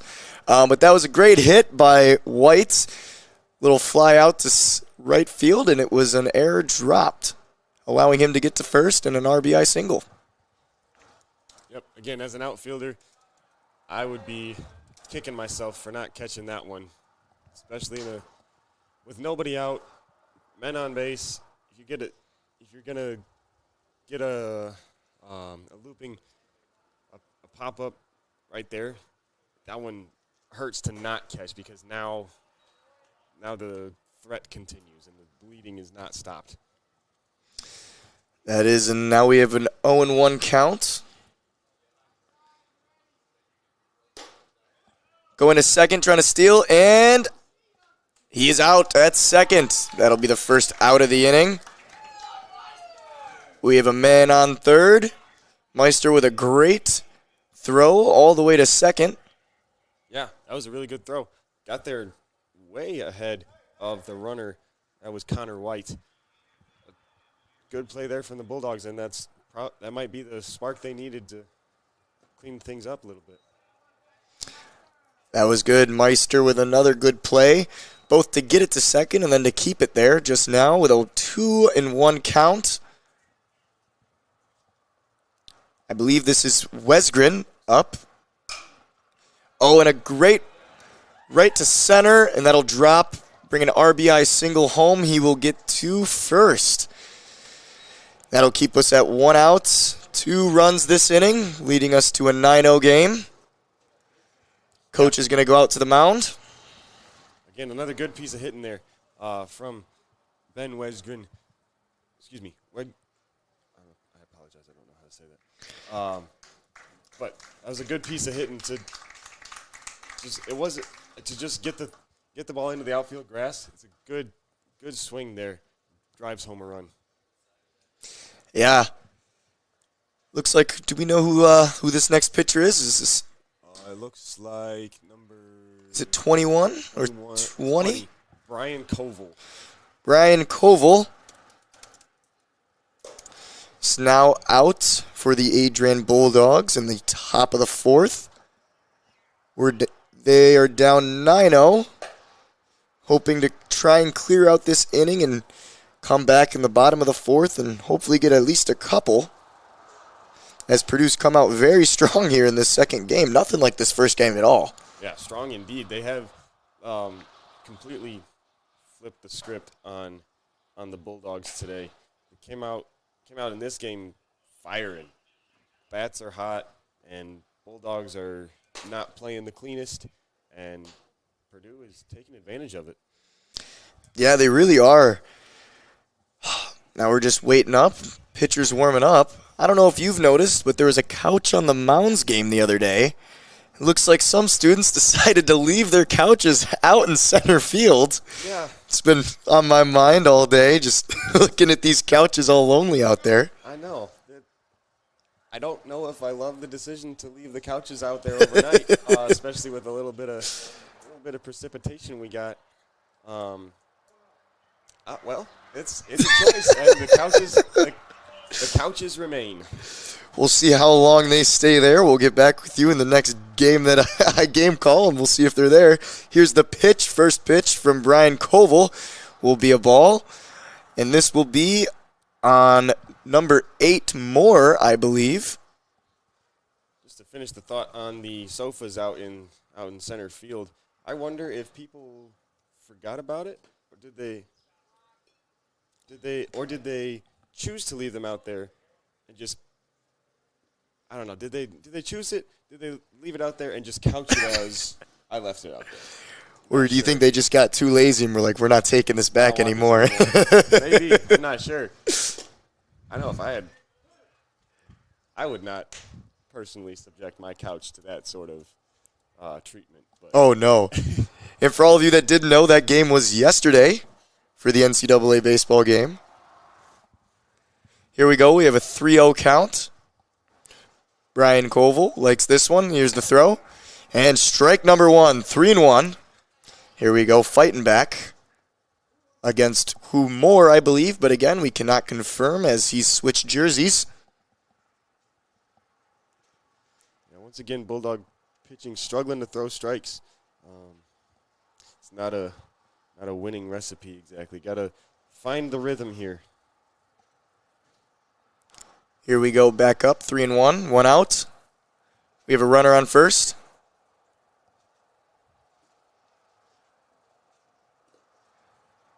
And he will walk him, leading to a first and second runners.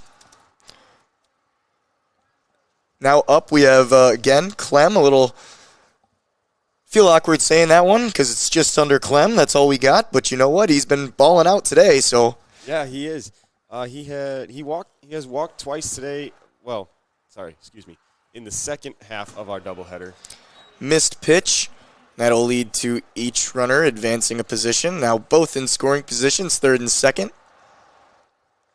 And Clem, on the day, he's walked a lot. He's the one in his last AB was his third on the day. He has a couple of strikeouts before that, but he's figuring out how to see the ball a little better, and he's winning at bats, putting good quality at bats together. Good job, him. Yeah, here we go with a 2-0 count. Still 1 out here in the top of the fourth. Here's the pitch. We'll have ball number 3 added to the count. You know, there is a bit of an art to drawing walks. It's not just standing there and watching it go by. It is selecting which pitches to swing at, which ones are bait, trying to get you to swing at stuff in the dirt like that. That'll be ball number 4, another walk. Now, I never played baseball, but I can just from looking at it, I can tell you it's much harder to understand whether that ball is going to be in your zone or not. At least for someone that's outside the field, that kind of seems impossible to me. Yep, it is. A lot of people have said it's the hardest thing to do in sports. That would not shock me one bit. It is very difficult to do. We have number 7, Sheedy up. A 1-0 count. That'll bring it to a 2-0 count. All of these batters have had great eyes for these balls, at least in the last couple innings here, especially on the Purdue side. Yeah, that'll be ball 3. As a hitter, if you're in the on deck circle, getting ready for your at bat, you're thinking, this guy has to bring me a pitch that is pretty much perfect until I swing at it. That is the first strike in 11 pitches, and that was the 12th pitch, leading to a 3-1. Not what you want to do here if you're Brian Koval. You need to throw some strikes. That'll be strike number 2. There we go. That's a little better there. Got him out on his front foot there on the off speed, I believe. Yeah, that was a nice strike.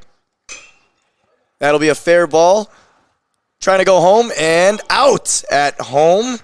That will still leave bases loaded. Great play by number 16. That was Carson Boyke to Carson Meister to get him out at home. Yeah, that was a tough play to make because he's got to field it cleanly, throw it, and make a good, strong, clean throw to Meister, and Meister has to catch it cleanly and lay down a good tag. All very quickly that time. Direct contact out to right field, sits down. He's going to throw to first, does not. He's going to throw to home with a safe play, and to third. Safe at third. What an all-around play. Was that a double RBI or a single? That was a double RBI by Sheedy. And he will go to second. Bring 2 runners home. I believe that was. Was that Xander? Yeah. That was Xander, yep.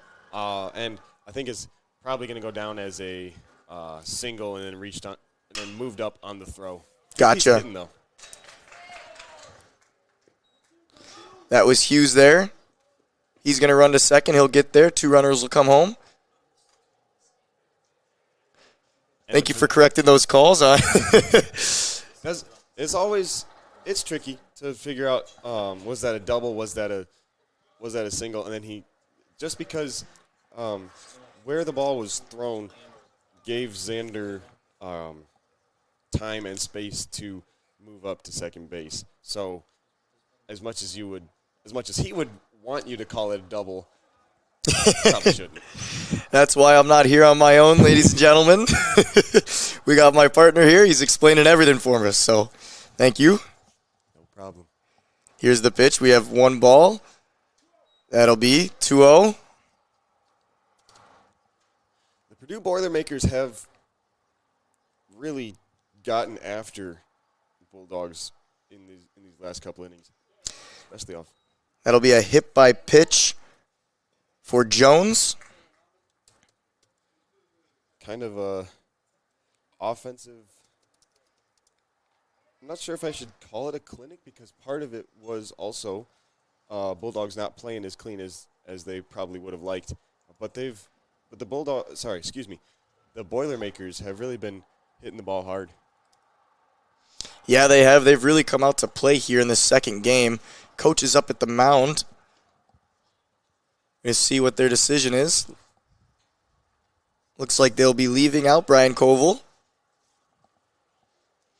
Just wanted a quick word with him. Yep, quick word. Probably wasn't the most fun conversation out there. It's not going super great at that point as a coach. You need to kind of get your pitcher right, get him back in the right mindset to go out and throw strikes. That goes just under Meister. Stopped by the umpire. Yeah. Meister's thankful for the umpire right there. It's almost like a hockey goalie thanking his post. There we go. There's the pitch, and that'll foul ball. That'll leave to 1-1. Adrian does have a pitcher warming up in the bullpen. Cannot tell who that is, but he's just now leaving the bullpen, walking his way back. 1-1 on the count. 2 outs. Top of the fourth. Checking second. Looking back. Here's a throw. That'll be ground ball in. And safe at first. Wow, that's... Oh, no, out. That is out. Okay. Thank you, because I thought I heard safe. So that'll be perfect. That'll end out here the top of the fourth. That'll end 13-0 in favor of Purdue. We'll be Adrian College is shaping the future of higher education and leading the way in innovation and excellence. Ranked first in most innovative schools and second in best value in undergraduate teaching in the Midwest by U.S. News and World Report, Adrian College is recognized for its commitment to innovation, quality education, and affordability. Offering 71 undergraduate programs, 13 graduate programs, and a 1-to-15 faculty-to-student ratio, our students receive personalized attention and a cutting-edge education. With state-of-the-art facilities, 10 academic institutes, and 50 competitive sports teams, Adrian fosters growth both inside and outside the classroom. From small class sizes to championship-level athletics, we provide the tools and experiences you need to succeed. Join a community that prioritizes your success.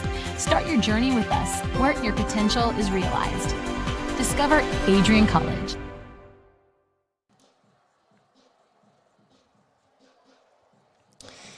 It's Division III week. Join us in celebrating the impact of our D3 student athletes, coaches, and administrators on campus and in the community. Adrian College is a D3 school, and we have a lot of fun here. There's 53 sports, as Remy said earlier. It's a lot of sports for a school with around 1,800 students, where I think it's around 70 to 80% of us are student athletes. Yeah, it's really a thing of beauty that the Adrian College has built itself up around athletics, and it's got some really nice facilities. It's a small college. You may not think about it a whole lot, but you walk in and they have really nice stuff. Yeah, I remember touring, and I saw the Merillat Gym, and I saw that new ice arena that's still being renovated now with a new film center. We have the Sweeby Family Dome that was just put up in the last year, which is a beautiful facility if you haven't seen that. We're here at the Nick, which is another gorgeous facility. And Adrian is just, they do fantastic with their athletics. So if you're interested, it's always a great place to come take a look. Here we go at the bottom of the fourth. We have our pitcher for Purdue, number 24, Xander. And he is up against Carson Meister with 1 strike on the count now. Carson Meister being struck out at his first up at bat this game, but with a single RBI that took the lead in last game. That'll be a 1-1 count. Yeah, I said it earlier. Carson Meister's got a good swing on him. He'll foul that one off to the right.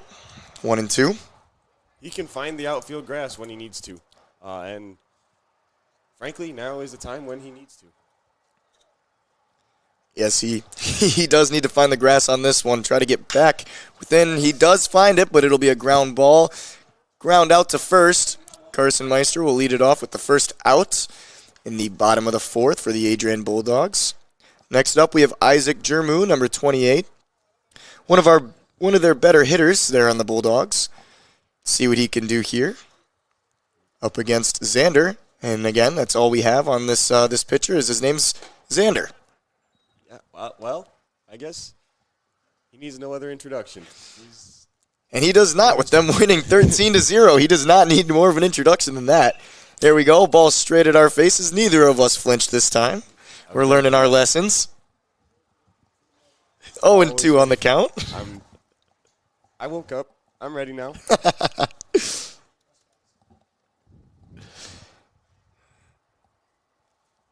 Here's the pitch, straight down, swing and a miss, and that'll be strike number 3 for Jermu. That will be out number 2 for the inning. Adrian hopefully trying to make something look alive here. Dugout's looking a little dull down there. Trying to get some energy back. That'll be a foul ball directly behind us. Yeah, having a lot of energy is certainly a challenge when you're in a spot like this. But yeah, that's not an excuse to not have energy. You have to find a way, because if you don't, nothing will happen and you stay where you're at. So Bulldogs have to kind of light a fire in their bellies now. Now's the time to go. Oh, and there we go. Tyler Hall with a ground straight center, and that slips in between the shortstop and second base to get through for a single. That's what I was talking about. That's what the Bulldogs needed. There was a good piece of hitting from their side. We have seen a lot of it from the Boilermakers of putting good contact to the ball. Tyler Hall, very good piece of hitting, especially with 2 strikes there. That'll be ball number 1 for Carson Boyke. Now Adrian really needs to step up here, because after the 5th inning, if they are down by 10, that will be the mercy game. Swing and a miss by Carson Boyke, leading to a 1-1 count. Yeah, again, Carson Boyke out on his front foot there, needs to sit back and drive the ball. That's how you, as a hitter, how you combat that. Little bit of a mishap between the pitcher and the catcher, which will lead to Tyler Hall getting to second. Now we have 2-1 count, 2 outs, man on second, and Carson Boyke up to bat to try to send him into a third base, or at least home from here, because he is in running position. So let's see what he can do. Yeah, if you're in the dugout, you're telling your guy, hey, there he is, bring him home. That'll be ball number 3, way overhead to the left.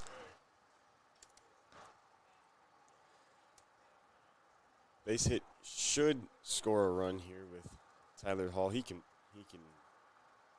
move. He'll get from third to home. Just over his head for ball 4, and that'll lead to a walk. We'll have a man on first and a man on second for the Bulldogs. Wiki will also take that.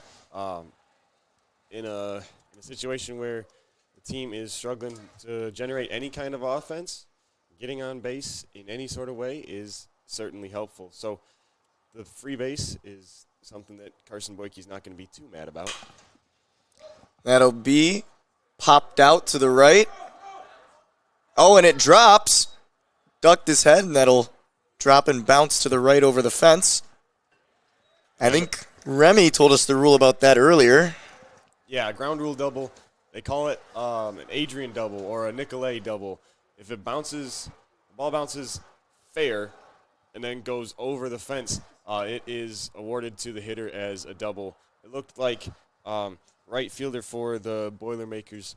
I have it marked as Sheedy. I think I said that wrong earlier. Sheedy's in right. It looked like he lost it in the sun the way he ducked his head. That's right field here at the Nick is kind of tricky here when the sun starts to I don't know, not quite go down, but sort of head that direction. It gets in the way. Now, I do think there was a mishap on the jersey numbers now since Damon Harris was not at bat. So that was actually Carson Boyke and then Tyler Hall. Not Tyler Hall first on that. That's my apologies. Now that'll end the bottom of the fourth with 1 run for the Bulldogs. Adrian College is a private liberal arts institution known for its diverse academic programs, strong emphasis on experiential learning, vibrant campus life, and commitment to fostering a supportive community. Want to visit Adrian College for yourself? Visit our website at adrian.edu/campus visit.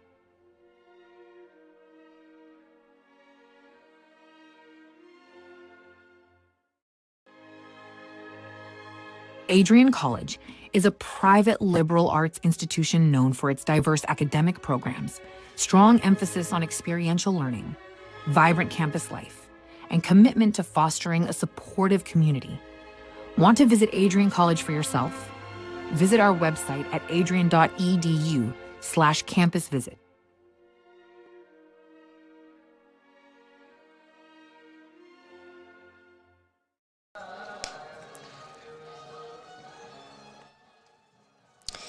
Just a reminder, ACTV broadcasts are fully student-ran.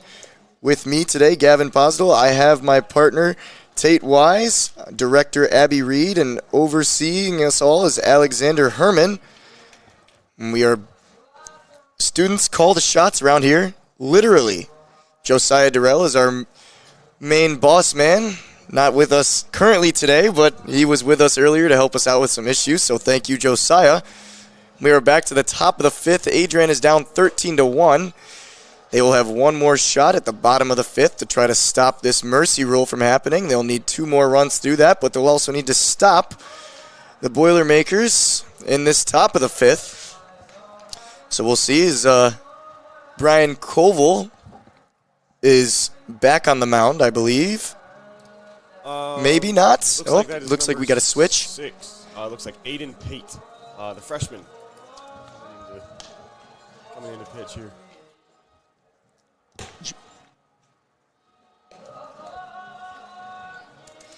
All right, and we'll just get into this one here with Aiden at bat, or Aiden pitching. Freshman, we'll see how he does. Number 6. That is Aiden Pate. For anyone that was wondering. Up now, we have number 27. White is back up. Bulldogs are going to look to play a lot cleaner this inning than they have for most of this game. And it starts with throwing strikes, and that's what Pate is looking to do. That'll be ball number 1 on the count. Here he goes with the pitch. That'll lead to ball number 2. We're looking for Adrian to try to clear out and stop any more advances before the bottom here and try to get at least within the gap. That'll be ball number 3, 3-0 on the count. And again, it's tough to kind of get your team going if you're in a spot like this. But now there's no excuse. You're not done yet. That'll be strike 1, 3-1. And you know, based off the last little bit of these Boilermakers at bat. If it's going in the zone, they're at least chipping on it. Yep. These Boilermakers are, well, they're hitting the ball. They're aggressive, and when they get after a ball, they really get after it. They're squaring it up a lot and really making the Bulldogs pay. Yes, they are, and that'll be ground ball out to the right field, and he will get there in time for a single. Yep. Again, a good piece of hitting from White there. To take it the other way is always the goal. Take it to not the pull side. To drive it to the opposite side of the field. That means you're seeing the ball well and on time. That'll be a foul ball. Look to go to the right side of the field. Up now we have Wisgren. Again, sorry if I'm pronouncing this wrong. We have Peyton Wisgren up fighting now. We have an 0-1 count. We'll see what Pate decides to do with it here. And once again, the Bulldogs have the leadoff man on. Not the situation you want to be in. No, it is not. With 0 outs, 1-1 is the count. Checks first. Dimes it out. Right field. It is caught. Bit of an adventurous catch there from Tyler Hall. Makes the play nonetheless. But as an outfielder, if I caught he kind of twirled around a little bit, looked a little bit like a ballerina, but made the catch. If it was me, I would be a little bit concerned from how I caught that. Not exactly how I wanted to do that. That'll be right over our heads towards the parking lot. Hope no one parked too close. Yeah, I heard Remy talking to you. Did you park too close one time and get hit? I didn't get hit, but it came pretty close. There was a ball next to my car when I walked out of the stadium. You know, I checked for damages. Luckily, no damages, but it was pretty close, and I learned my lesson. The game of baseball was giving you a warning. It was. Don't park it. Here we go. We have a man on first. 0-1 count. Good first pitch strike. That's always that'll be strike number 2. Always something you want to do as a pitcher is get the first pitch to be a strike, because then you kind of drive the at bat. You take control. You're in the driver's seat, and now he's got 0-2. He's set himself up good. Not a bad pitch right there. Again, you don't want to throw anything too good with 0-2. No, you do not, and that'll lead to a 1-2, 1 out. Still battling up at the plate. Here's the pitch. That'll be ball number 2, 2-2 count. Again, a good mix though. He threw the off speed off the outside edge and then brought in a fastball. It's a good mix to keep the hitter guessing, change eye levels and speeds, good stuff. That'll be a pop-up foul to the right. Switching up a little bit of my jersey numbers. As I see, I got a couple of them mixed up on my sheet here. But here we go. 2-2. Another foul ball. Straight behind us. Still battling it up there. Really good battle. Got behind 0-2 really quickly, and he's really fought hard to keep himself in this at bat.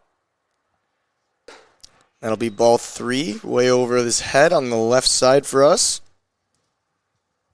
And I believe this is more. Just another pitch there. Have to keep on battling.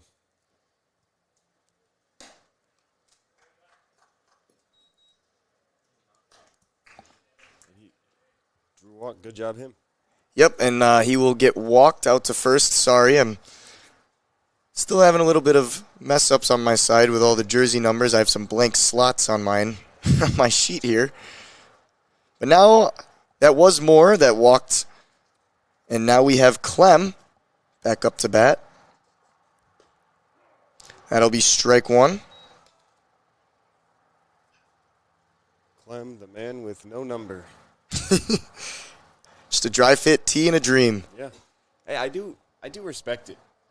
The team just shows up with what they have and plays as hard as they can. And clearly, as we've seen today, it's not the looks or the jerseys that are winning the ball game. No, it is not. Here we go. Here's the pitch, and that'll be ball. 2-1 count.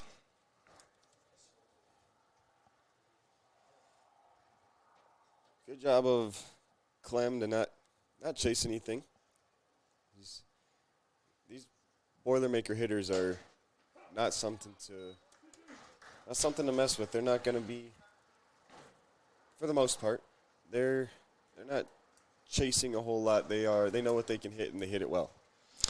Yeah, actually, and there we go, and that'll be ball number 3. Clem has actually been walked at all 3 of his appearances. Yes. In this game so far. Yeah, this dude knows the zone.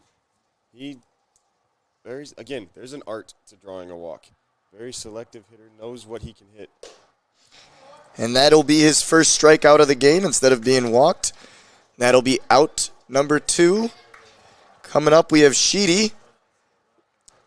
And, he's done with, looks like I have on here, we have 2 strikeouts so far and a single at first.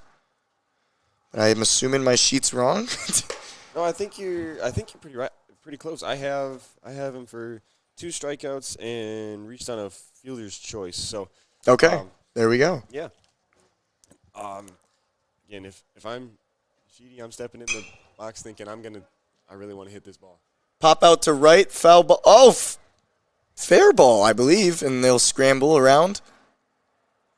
That is one way to get your first hit of the game, Sheedy. Bit of a curved back in. It definitely looked like it was going foul and came back, and I don't even think they knew what to do with it. Right. Yeah. Those foul pop-ups are tricky to deal with. Wind catches them, they curve back on you, and Jesse Leyva doesn't quite make the read, and Sheedy drops his first hit of the game in there. Yes, he does, and with that, that'll leave 2 runners on first, second, and third. 2 in scoring positions, and we have a 1-0 count, 2 outs. We are in the top of the 5th. Here's the pitch. That'll be ball number 2. And this is for Xander. If I was in the field, I would be saying there's still 2 outs. It's not like the Bulldogs have too tough of a situation. They're 1 ground ball away from getting out of this thing.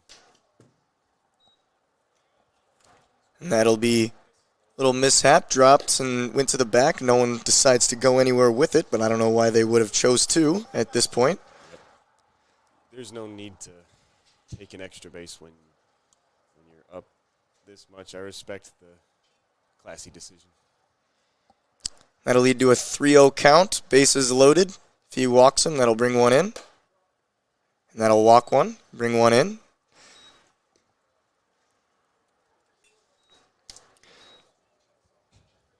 Back up to the top of the order for Purdue, we have number 22, Hughes.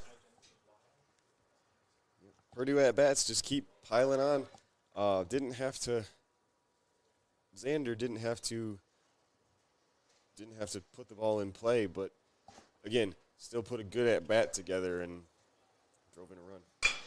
There's the pitch down to the left, and he'll throw it over to first. He did get him, and that'll end the inning for the top of the 5th. We got 1 run in, leading it to 14-1 Purdue, going to the bottom with the Bulldogs up to bat, and we'll see. This is the Arrington Bookstore at Adrian College, the place to get game day ready, represent your clubs and organizations, and be Bulldog proud. With a wide selection of merchandise and a smile at every visit, stop by inside the Kane Student Center to pick up your Adrian College wares and make it another great day to be a Bulldog.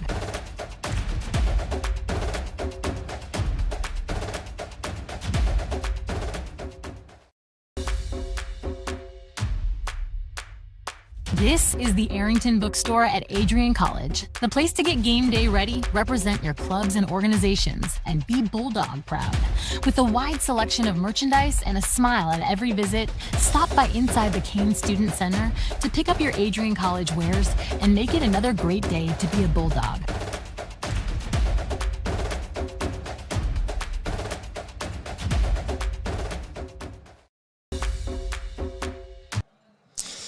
Welcome back to the Nick.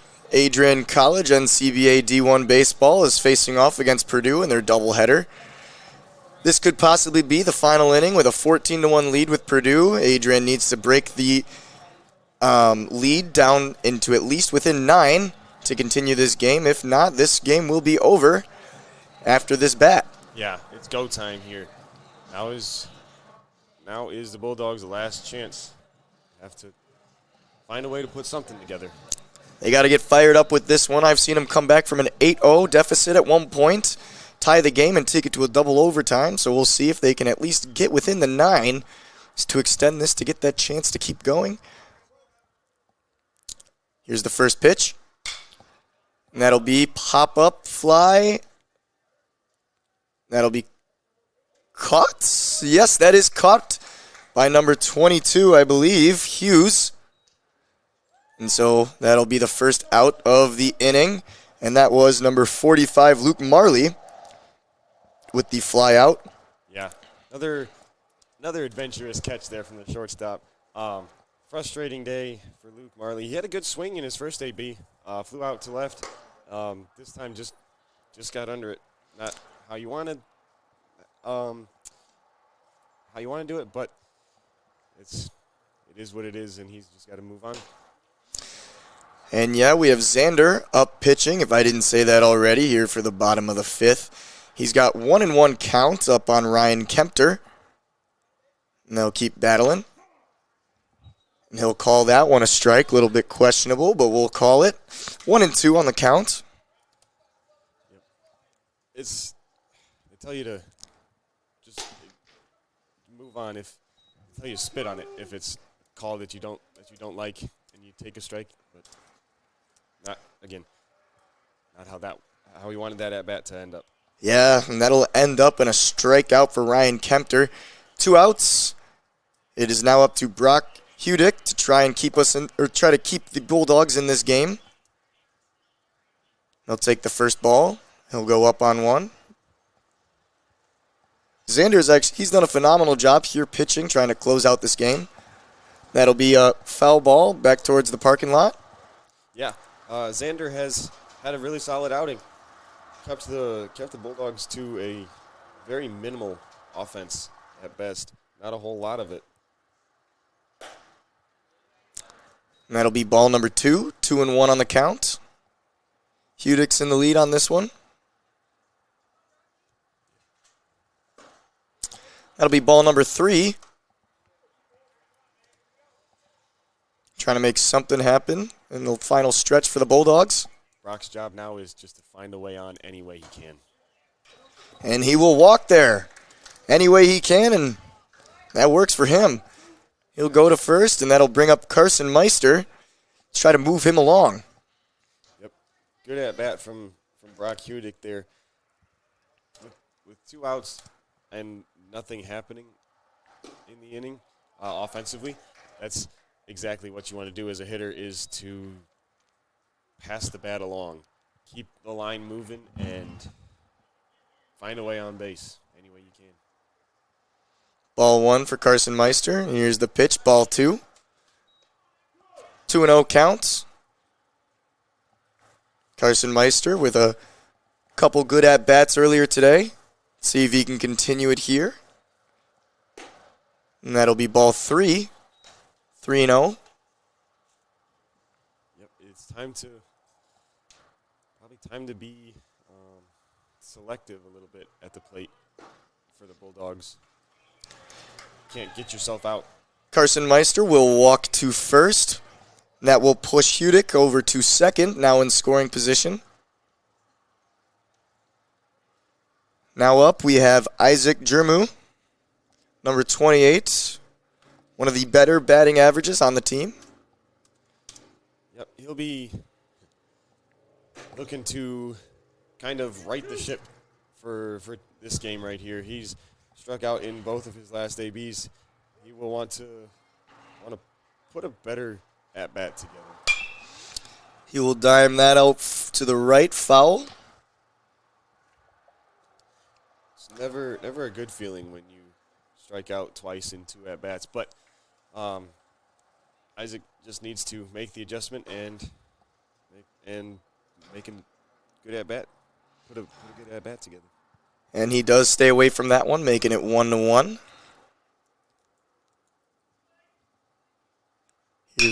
That'll go straight over, see if it can hop over to second, and it does not. Carson Meister gets out at second, and that will end the game with a mercy rule. And that'll do it for our doubleheader today at the Nick. That was Adrian College NCBA D1 baseball versus Purdue NCBA baseball. Adrian College took game 1 with a 3-0 victory, and they will fall to Purdue in the second game with a 14-1 loss.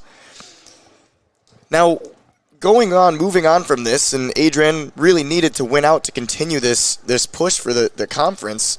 What do you think they have to do going forward to try to barrel down leading into the end of the season?